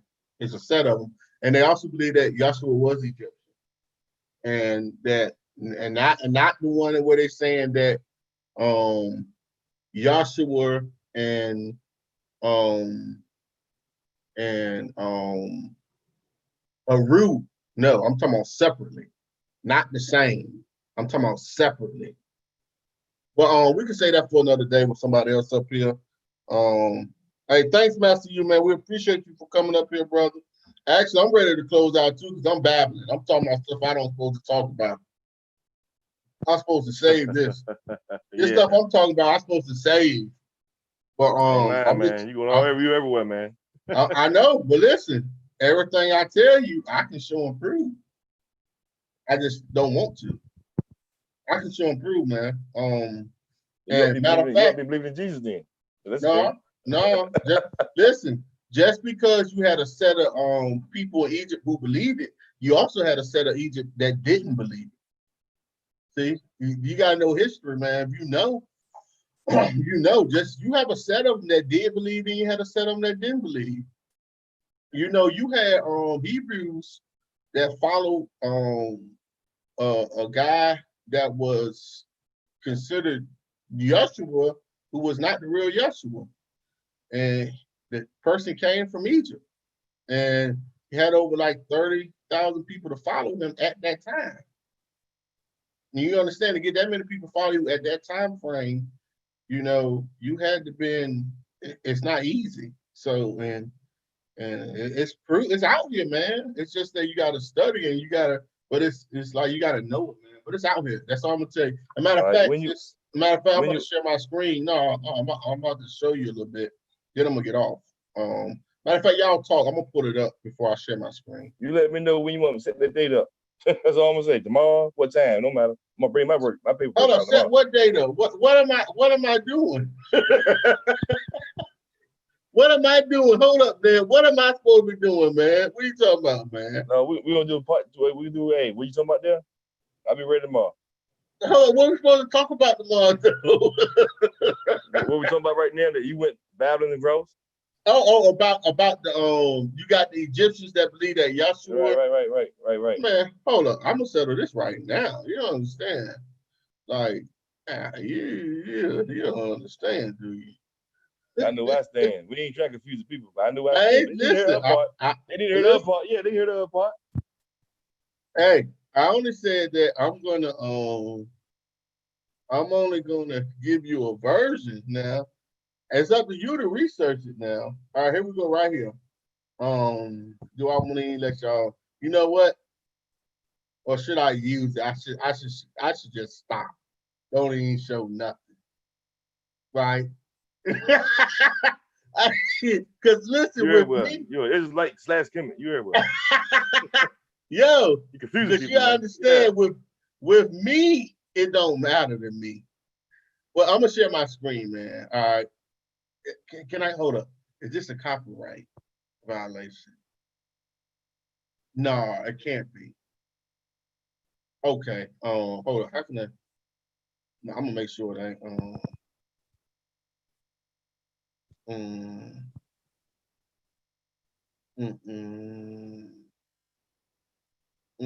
Does he have it? Titans have it.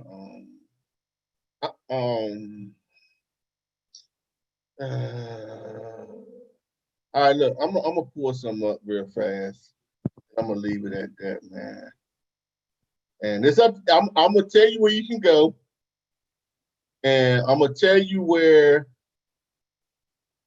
you want to.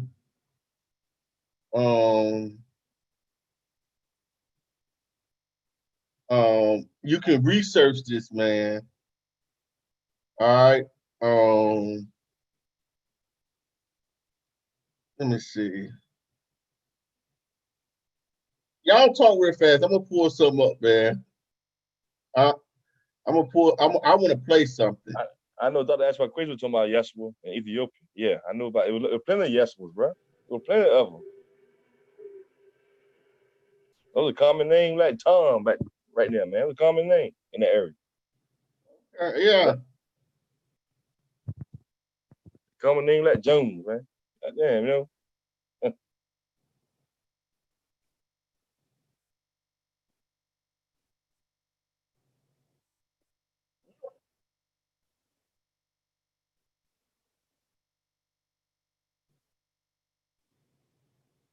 Well, I want to ask, with all these like different books and belief systems and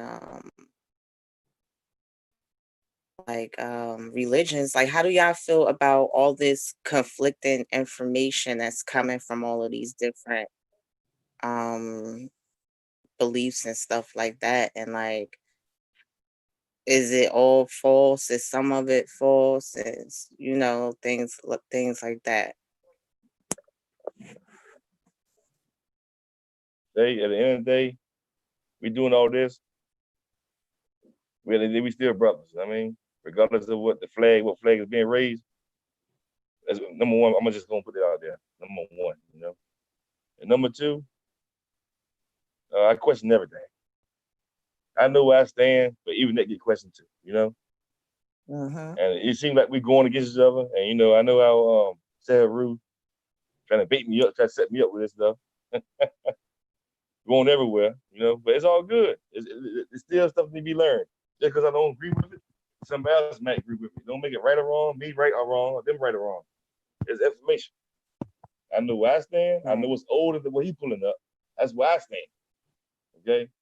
I stand as a Nuwapian on older than Kemet, okay? So regardless, you know what I'm saying? If Jesus is real or not, I'm going to the blueprint thing, you know what I mean? But at the end of the thing, at the end of the day, we brothers and sisters, so we're not arguing. I said we're gonna make people think, right? So that's what we're doing.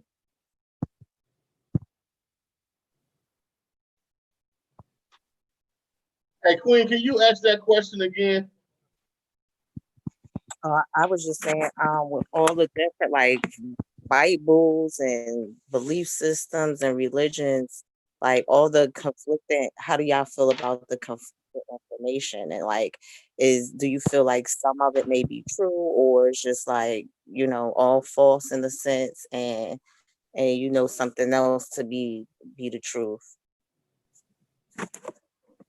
Oh yeah. I think that we are all striving to regain our ancient history.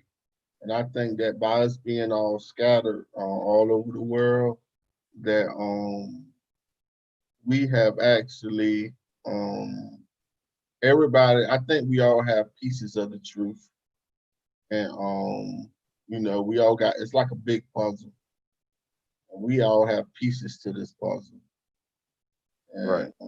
We got to all put these pieces together to complete the puzzle. But if not, we're just gonna keep having half truths. You get what I'm saying? That's what I think. We're gonna be having half truths and not the whole truth. So with me, my thing is I eat the meat and I spit out the bones. So it don't matter whoever the person is or wherever the information is coming from. It can be information about gold, information about silver. I vet all the information that I get. And whatever I can take to better myself, I keep it. Whatever I feel like is no good or destructive, I spit it out like it's bones. But I do like to spar. I used to spar all the time. Or some people say debate or intellectually debate. I used to do it all. I don't do it as much now. So I do it for fun sometimes. At the end of the day, I'm looking for commonalities, some things that will bring us together than things that will divide us. But tonight is Freestyle Friday. And if we gonna freestyle, I'm about to show y'all some stuff. It's gonna make some questions about I might need to say this for Brother Debate. But nonetheless, man, it's all fun and game. It's no love lost. Just let me get my books right. I ain't prepared for this, man. I know you want someone. Heads up. So I'm gonna go ahead and just keep burying you since you ain't prepared. I'm gonna you ain't burying me. Listen, here we go. Hey yo, hold up. Let me see. You it's like night. Okay. You know you don't stand on that bullshit. Shalom, brother. You know you don't stand on that shit. Shalom, brother. Hey, hold on. Let me see which one I'm gonna show y'all. It's all right. I'm gonna play this. I agree with Israelite stuff, man. Don't get it wrong. I agree with some 5% stuff. I agree with a little bit of everything. We all got truth, man. It's all broken up. Shay, that's all it is. We all got some truth. All right, so let me play a little bit of this. Now you can come up here and vet this information yourself. I already done it. But let me skip this ad. Let me stop screen sharing, man. You know what, man? Because they've been after my page, man. Oh, you know. Yeah, you don't do it. Hey, because I don't know, man. They may, but I don't see why though. My thing is, all right. Let me see. So.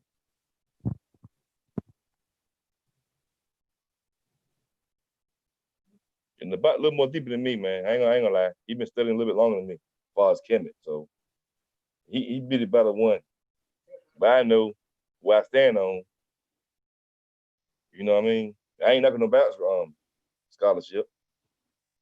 But you doing this just for the sake of it. I don't know, just for the hell of it. That's how you doing. Yeah, like myself personally, I stand on the principles of nature and universal law, but I definitely feel like in a lot of the religious systems, they definitely have some truth to it about as far as what went on in history. But then again, like some of the information is just very like conflicting. And it's like, how do people go about determining that they're gonna believe certain information? You know what I'm saying? Like, why? How do you choose what you choose to believe in? You know what? Everybody, we always been tribal. I know Set Peru, and nobody's gonna argue with that.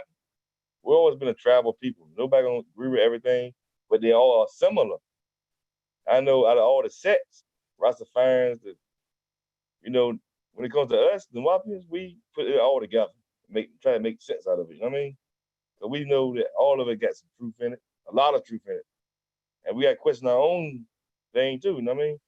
We ain't no better than nobody else, so we got to question. All right, y'all. I'm gonna give y'all a little snippet. Now, I learned Metal Netta. Callum L is the one who taught me my first classes on Metal Netta. I'm gonna be real with y'all.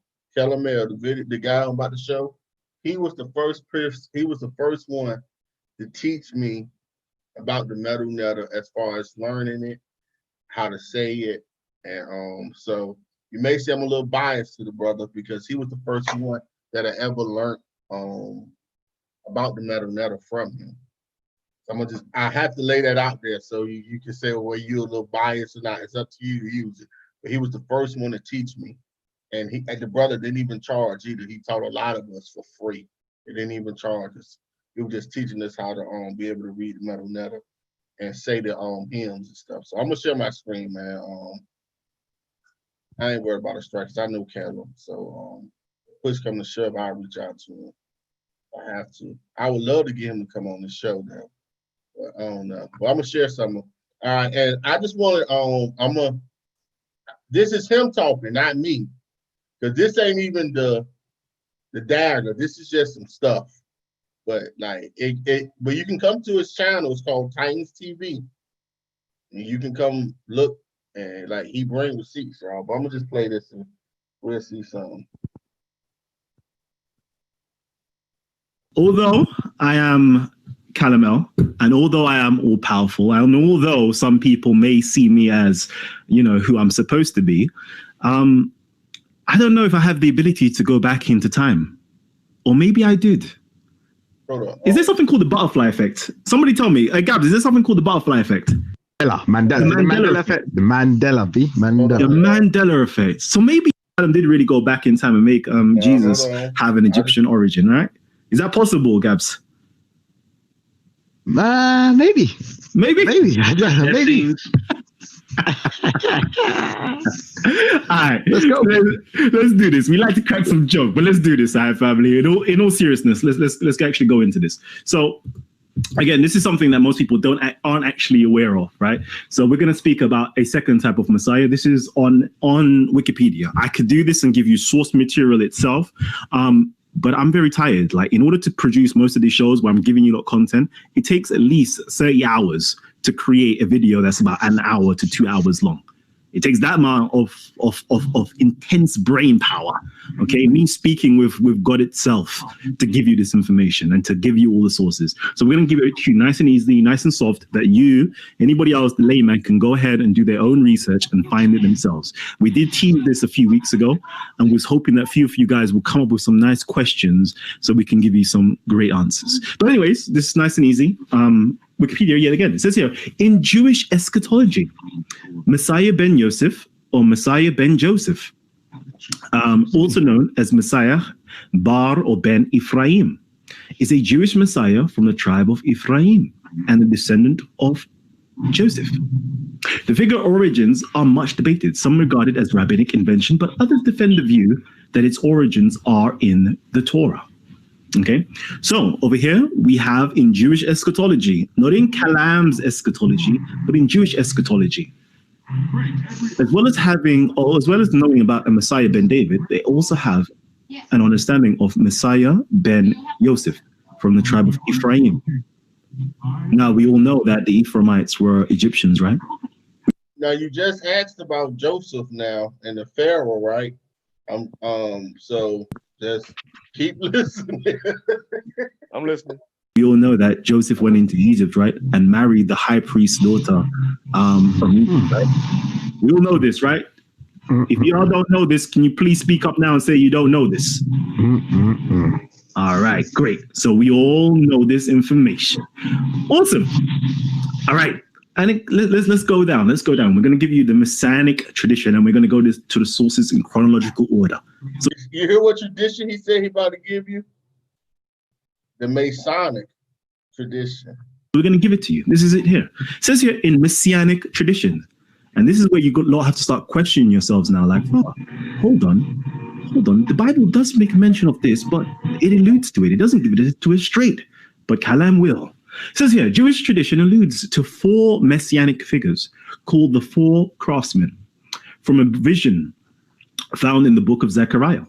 Y'all can go to Zechariah now. It's in Zechariah 2, verses 1 to 4, or in the English, traditional English text, 121. It says here, the 4 craftsmen are discussed in the Babylonian Talmud. Okay, this is attributed to Rabbi Simeon Hasidah. This is 300 BCE.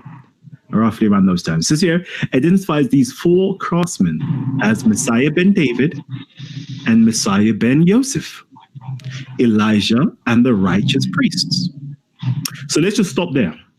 So from the book of Zechariah, roughly written in the 6th or the 5th century, all the way down to the 3rd century or the 4th century BCE, okay, we have a concept of not just the Messiah, who's the son of David, we also have a Messiah who's the son of Joseph. And we also have 2 extra people, Elijah, which was mentioned obviously in the Bible again with the New Testament when they were asking him, are you Elijah? And it says there, and the righteous priest. Each will be involved in ushering in the Messianic age. They are mentioned in the Talmud in the book of Zechariah. Okay? And then it gives like a commentary of what they actually say. I'm gonna stop here, y'all. I ain't gonna say no more, man. What's his last name? E-L? Yeah. Yeah. So he's still okay. No. Listen. I can take you to his page, bro. And like this is just. Usually, Kellum used to bang on. He was banging on. Kellum usually was banging on Islam. That's what he had been banging on because of what Islam had done to the Africans. So what he did was he decided to, his last couple of videos, then he stopped. And it's very interesting that he done this.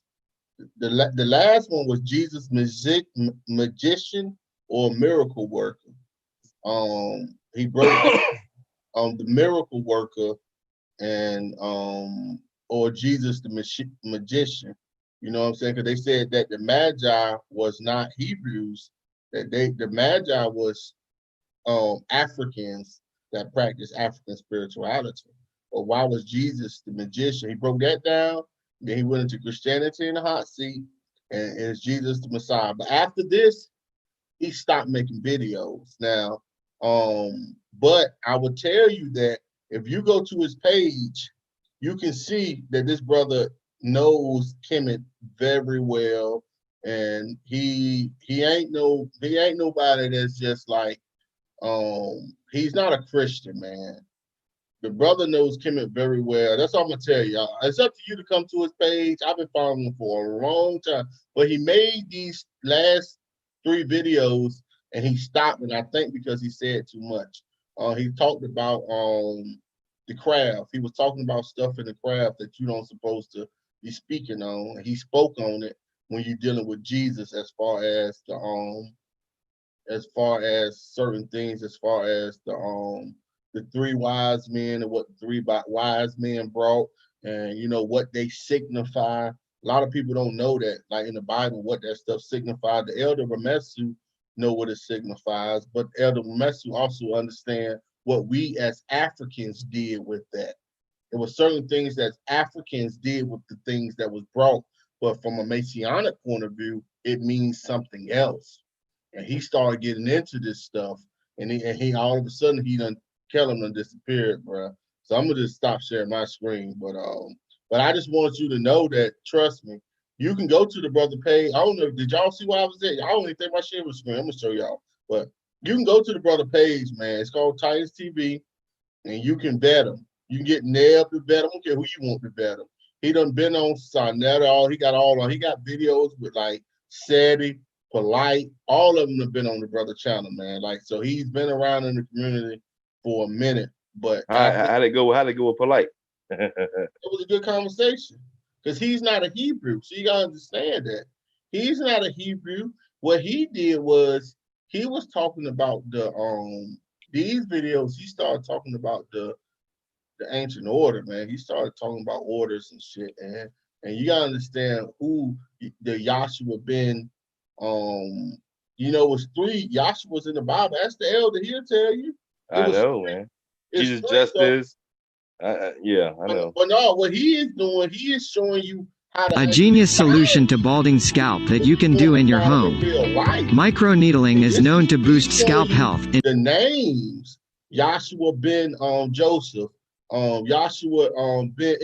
I'm talking about what he started giving you was the names, bruh.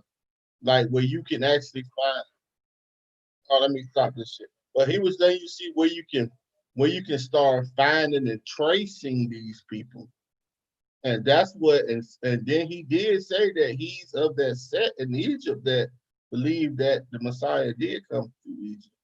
So okay, if you're going along with that, so you believe in the Shem thing, right? And the Ham thing, right? You believe one thing about what he stand on, what do you believe on? What he stand on? As far as the Shem and the Ham, yeah, I don't know what he's standing on that about. You ought to ask him. But I mean, you gotta understand what he just said right then was that Joseph came from the tribe of Ephraim. That's what he was saying. So apparently he's following that I'm talking about as far. So you gotta know, man. Like if you ain't been following him, you'll just say he's a Christian or he followed the Bible. But if you read him, he speak Hebrew, so it's different, man. He can speak Arabic. So like he done went through the Quran, broke the Quran down, and that just so happened he decided to go through the Bible for the first time. He had never done this though. And all of a sudden, I respect it, brother.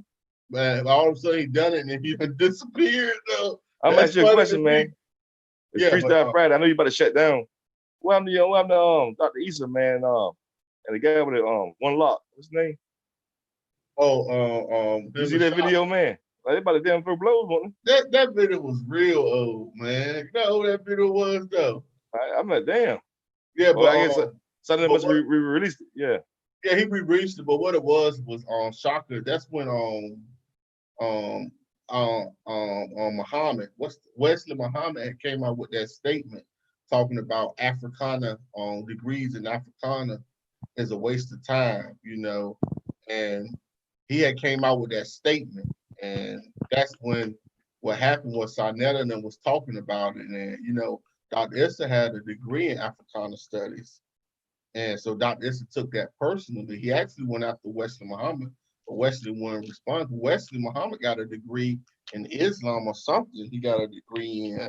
So they was like, if you're gonna come after Africana studies, well, what about this degree you got? But Wesley Muhammad did eventually admit that that degree that he had wasn't no good, but initially, so Dr. Issa took offense to what Shaka was saying. Shaka was saying the same thing, like he kind of like was agreeing with Wesley Muhammad. So Dr. Issa took offense to it. So when they had that initial meeting, it was animosity initially. But it didn't lead to blows and then it died down. I like Wesley Muhammad, man, but for him to disrespect Dr. Chancellor Williams, just cause we're talking about real stuff about Islam, but the slavery and stuff, that's undisputed facts, man. I like Wesley Muhammad, man, but he's not being. You can't even write history, brother.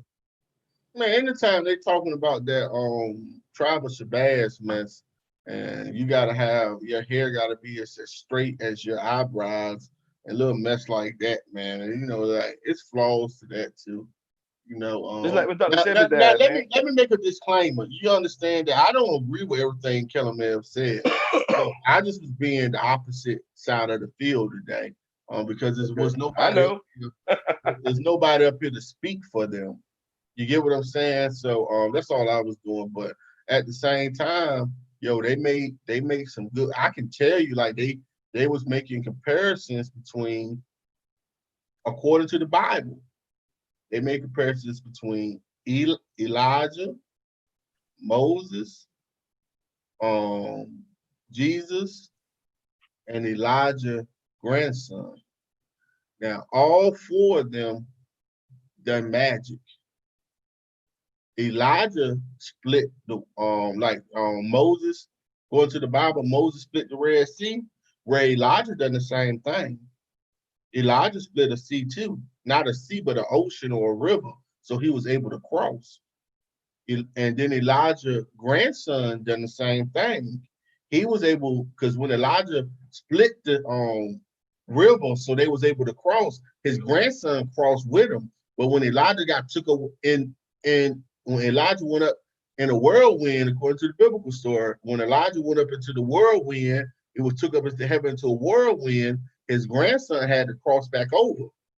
So the grandson picked up a certain thing that Elijah dropped and was able to split the oak on the river, so he was able to recross, right? So that's two people that is doing magic. Then you got Moses that was doing magic also. He turned his staff into a snake, just like the Egyptians. According to the biblical narrative, the Egyptians had turned their staff into a snake, and then Moses turned his staff into a bigger snake, and they ate their snake. You know what I'm saying? So that's three people that's all doing magic. And then Jesus, according to the biblical narrative, Jesus was doing magic. So when we take magic away, what is magic? Magic is African spirituality. They call it miracles. They call it Bible miracles, but yeah, they call it miracles, magic, magic, or the magi. But all it is African spirituality. They are practicing African spirituality. Some would call voodoo, some would call Santeria, some would call these different names. But what it is African spirituality. Right. You have these four people in the Bible that was using African spirituality. So what they do is they see is it a link between these four people besides being in Egypt. Elijah was I think Elijah's mama was an African according to the biblical story.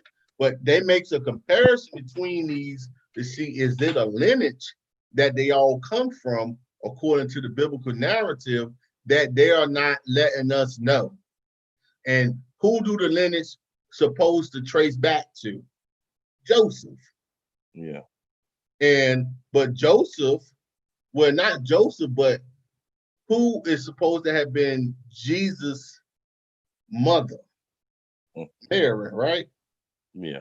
Well, where do her lineage go back to?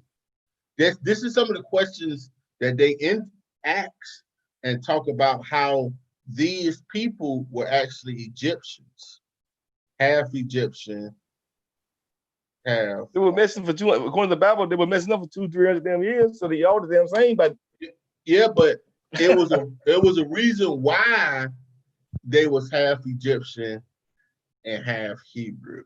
It was, and not even the word Hebrew ain't even the right word. So, but it was a reason why there was half of each, and the reason why it says out of Egypt I have called my son, and that's why they had 3 messiahs. They had 3 messiahs because the first Messiah was meant to come and liberate the Hebrews, because the Hebrews was at war at that time. So if you at war, what kind of God or what kind of savior is you going to get? You need a war savior. You need somebody to lead y'all in war, right? Then they had the second Messiah, who was the fake, the one that had the 30,000 people following him that was not the true Messiah. Then you had the one true Messiah. And this is where you have in the Bible that says 3 messiahs, because you have one that came to help the Hebrews who was at war. But when we say Messiah, a lot of people are saying Messiah of the Hebrews. No, they got it wrong. And Messiah only means Pharaoh.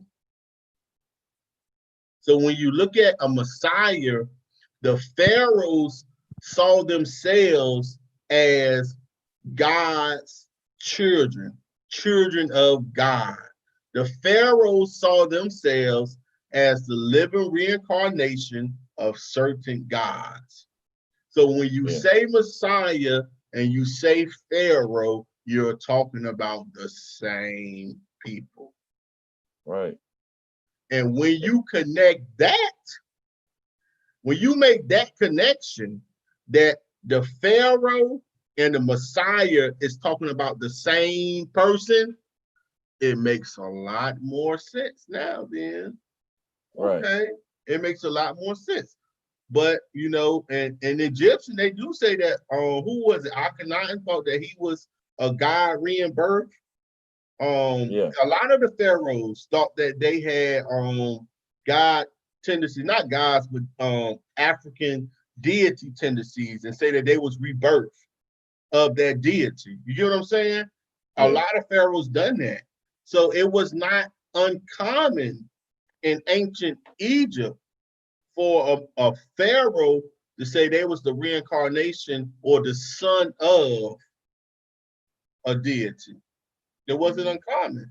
But when you say Messiah, people don't understand that Messiah and Pharaoh meant the same thing. And once you understand that they means the same thing, and the reason why, because you had different types of Messiah, and this is where the 3 gifts come in, and you're dealing with the craft, because you have 3 different gifts that was brought by the wise men. Each wise man representing the gift that they brought, or the gifts that was brought, all representing certain stages of what the Messiah was.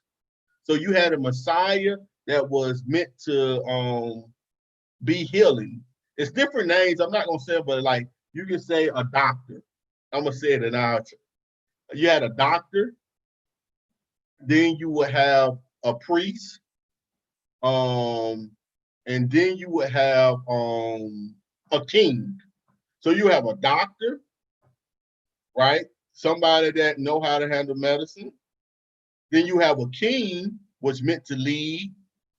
And then you have a priest that was meant for spiritual advancement, right?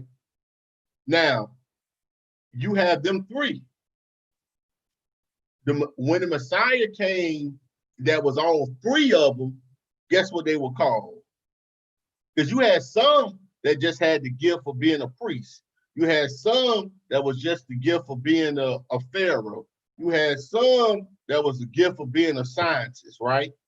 But what happened when that one person had the gift of all 3 of them? In today's world, we would call them geniuses. In today's world, we would say you're a genius, like Imhotep. Imhotep. You know what I'm saying? Like Imhotep.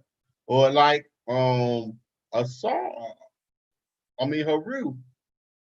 Yeah, but a lot of people don't think Haru really existed though. Some people don't think he existed. I know, but what I'm talking about is this is what these 3 things represented as far. And then when you let the elder tell you, explain how the Africans used it for different, like the things that was brought was used for different reasons, because we understood the Africanness or the African spirituality, how to use and what these things they were brought was meant for. But the outsiders didn't understand it. So they using it to try to break our code, not understanding it. It's serious, man. This shit is serious, bro. It's so serious. But just understand that. And I think that dynamic has a lot of people swayed it away as far as saying, the Egyptians, the Hebrews and the Africans and Jesus the Messiah, they don't understand it. So you have a lot of misconceptions and a lot of stuff that's construed when you actually, I ain't talking about the text. Take the text away, because you know the text is flawed. But when you look at the meanings and you study both of it, you can see how they got it, where it come from, what the meaning of it is also though.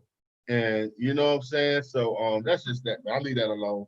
But Shay, what you got to say outside of Kemet? You have anything to add on or take away or something? No, I was just pretty much listening on this one, on this particular topic or free. Like, you want to close out with a topic? Hold on. Trueborn, what you want to say, bro?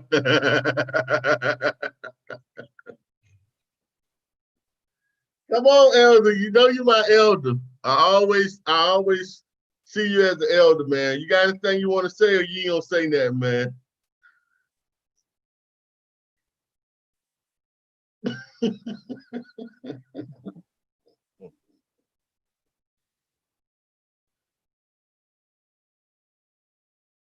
Shay, what's going on in the world, Shay? I don't know if what's going on in the world. But you know what Say that again. What's going on in the world? What's going on in Atlanta right now? Well, particularly in Atlanta, like you know, they was doing a lot of rioting and looting in the city of Atlanta itself. So I mean, they burned up a lot down there.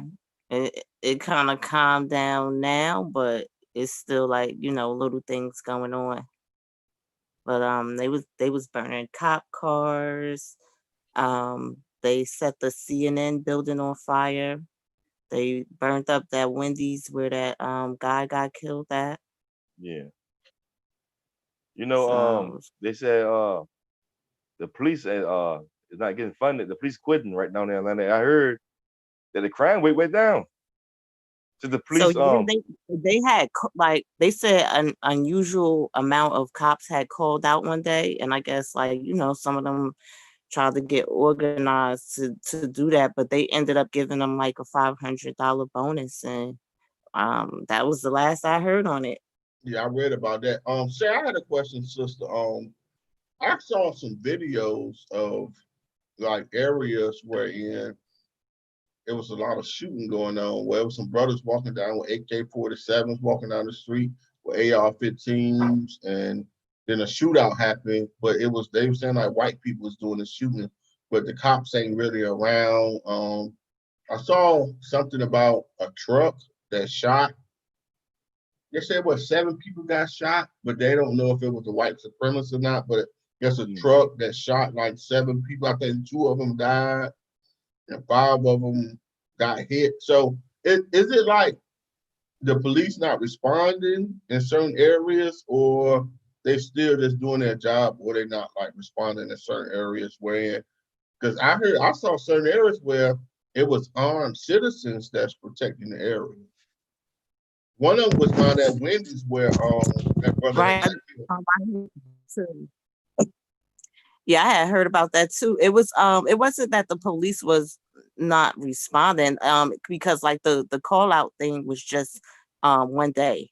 So like they was responding, but I think where those crimes happened, that was like on the west side, which is kind of a, a pretty rough area anyway. So, like that's where most of the violence and shooting and stuff is happening outside of the town area. But like no, the cops is out there, like they definitely, you know, like doing their thing. I heard Atlanta, the But cities in Atlanta. also in that area, in that area, that was one of the areas, because it was basically like two wards where cops had called out. So it was a few precincts, and like that was one of the areas where they did that at. I heard citizens taking arms guarding their neighborhood. Certain citizens go out there that's not scared. It's guarding the neighborhood, and the crime rates have gone down. You heard about the one the stuff in Milwaukee, Seharu? They found the child molester, a pedophile or something, over there in Milwaukee. Tariq put something on the Twitter talking about a girl was missing in Milwaukee, Wisconsin, and the neighborhood got together and found that girl. And Is that the one where they tried to burn the sister up alive? I don't know about that, but they burnt that house down, the pedophile, and they were calling the police on that house for years, man. But damn, the police ain't doing shit over there in Milwaukee, right? They like Atlanta, right? And they were looking for that girl. They came together, man. They found that girl on the same house that they was complaining about, man. That the police didn't do shit about. And they burnt the house down, and the girl came back home safe. Wow. Without the damn police help. Ain't it something? Hey, I applaud them brothers for doing that, man. That's right. That's what we got to start doing, man. We got to start cleaning up our own neighborhoods, man. Like we can't wait, because sometimes street justice is better, man. If it's coded, certain things shouldn't be tolerated in our community, and pedophiles and messing with little children, that's something that we shouldn't tolerate at all. And I don't care about no due diligence. I don't care. Like, if it's something that's really happening and you are guilty of this crime, like, nah, it shouldn't be allowed. It shouldn't be something that we look over our shoulder. I have daughters, and I tell you, they better never happen. I find out a grown man is doing something to my children, especially my daughters. That's the day when all hell breaks loose with me. I don't care you black, white, what color you are. All that brotherly love shit out the motherfucking window. And that's just what it is. And I think that we have to get to that point, man, where we do shit ourselves, man. Like, stop waiting for other people to do certain things that we can do ourselves. Because you best believe that if the word get out in the hood, that if you're a pedophile, you gonna get it. If the word get out, them niggas moving out the hood. You know what I'm saying? You ain't gonna be comfortable in my neighborhood molesting children if I know about it. Can't happen. Hey, Shay, I don't know if Katina's online, but in Milwaukee, the people who rescued that girl was black men. I know she hard on black men. I think she might have fell asleep or something. She never responded back to my text. Well, you let her know. She was planning to get on though. You let her know all black men. Hey, some black men built like that. We ain't all the same, All right. And we recognize fake ass some punks out there. But all of them, we ain't all, it is what it is. Black men did that. Yeah, we gotta get this. I don't know. I'll leave that up to Nell. I just know that we got a lot of work to do and we working hard. So look, y'all, we've been up here a while. I should have been stopped recording and just let us talk, but I'm gonna give y'all the opportunity to close out. You know, say what y'all want to say to the family, and we can do something tomorrow if y'all want to. That's that. Yeah. Great conversation. I had enjoyed it. Y'all know who I am. Never Unc. I'm in Ray. I enjoyed listen and learn. I don't know everything. I know a lot, but I don't know everything. But anyway, I enjoyed the conversation. I'll be another Freestyle Friday. I'm gonna pass it off to Shay. Yeah, I definitely enjoyed the conversation tonight. I found the topic of the about the the more religious stuff more interesting because I don't consider myself a religious person. Like I'm not against either, like so I always try to keep an open mind to learn and understand new things and how different people operate. And so I definitely appreciate the platform and I'm looking forward to more discussing more topics with y'all.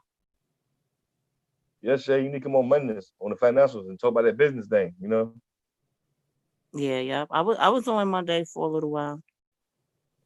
Talk.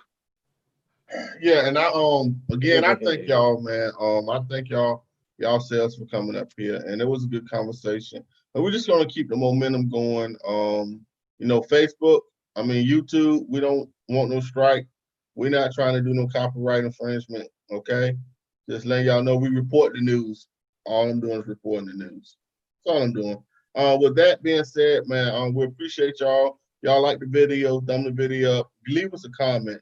If we all over the place, leave a comment like, man, Stu, you be all over the place, man. Stick to one topic. Let me know. You get what I'm saying? I like criticism, trust me, because I look at this as a growing and as an opportunity to only grow. That's all I'm trying to do is grow. Hope y'all grow with us. With that being said, peace, man. We'll holler at y'all at next video.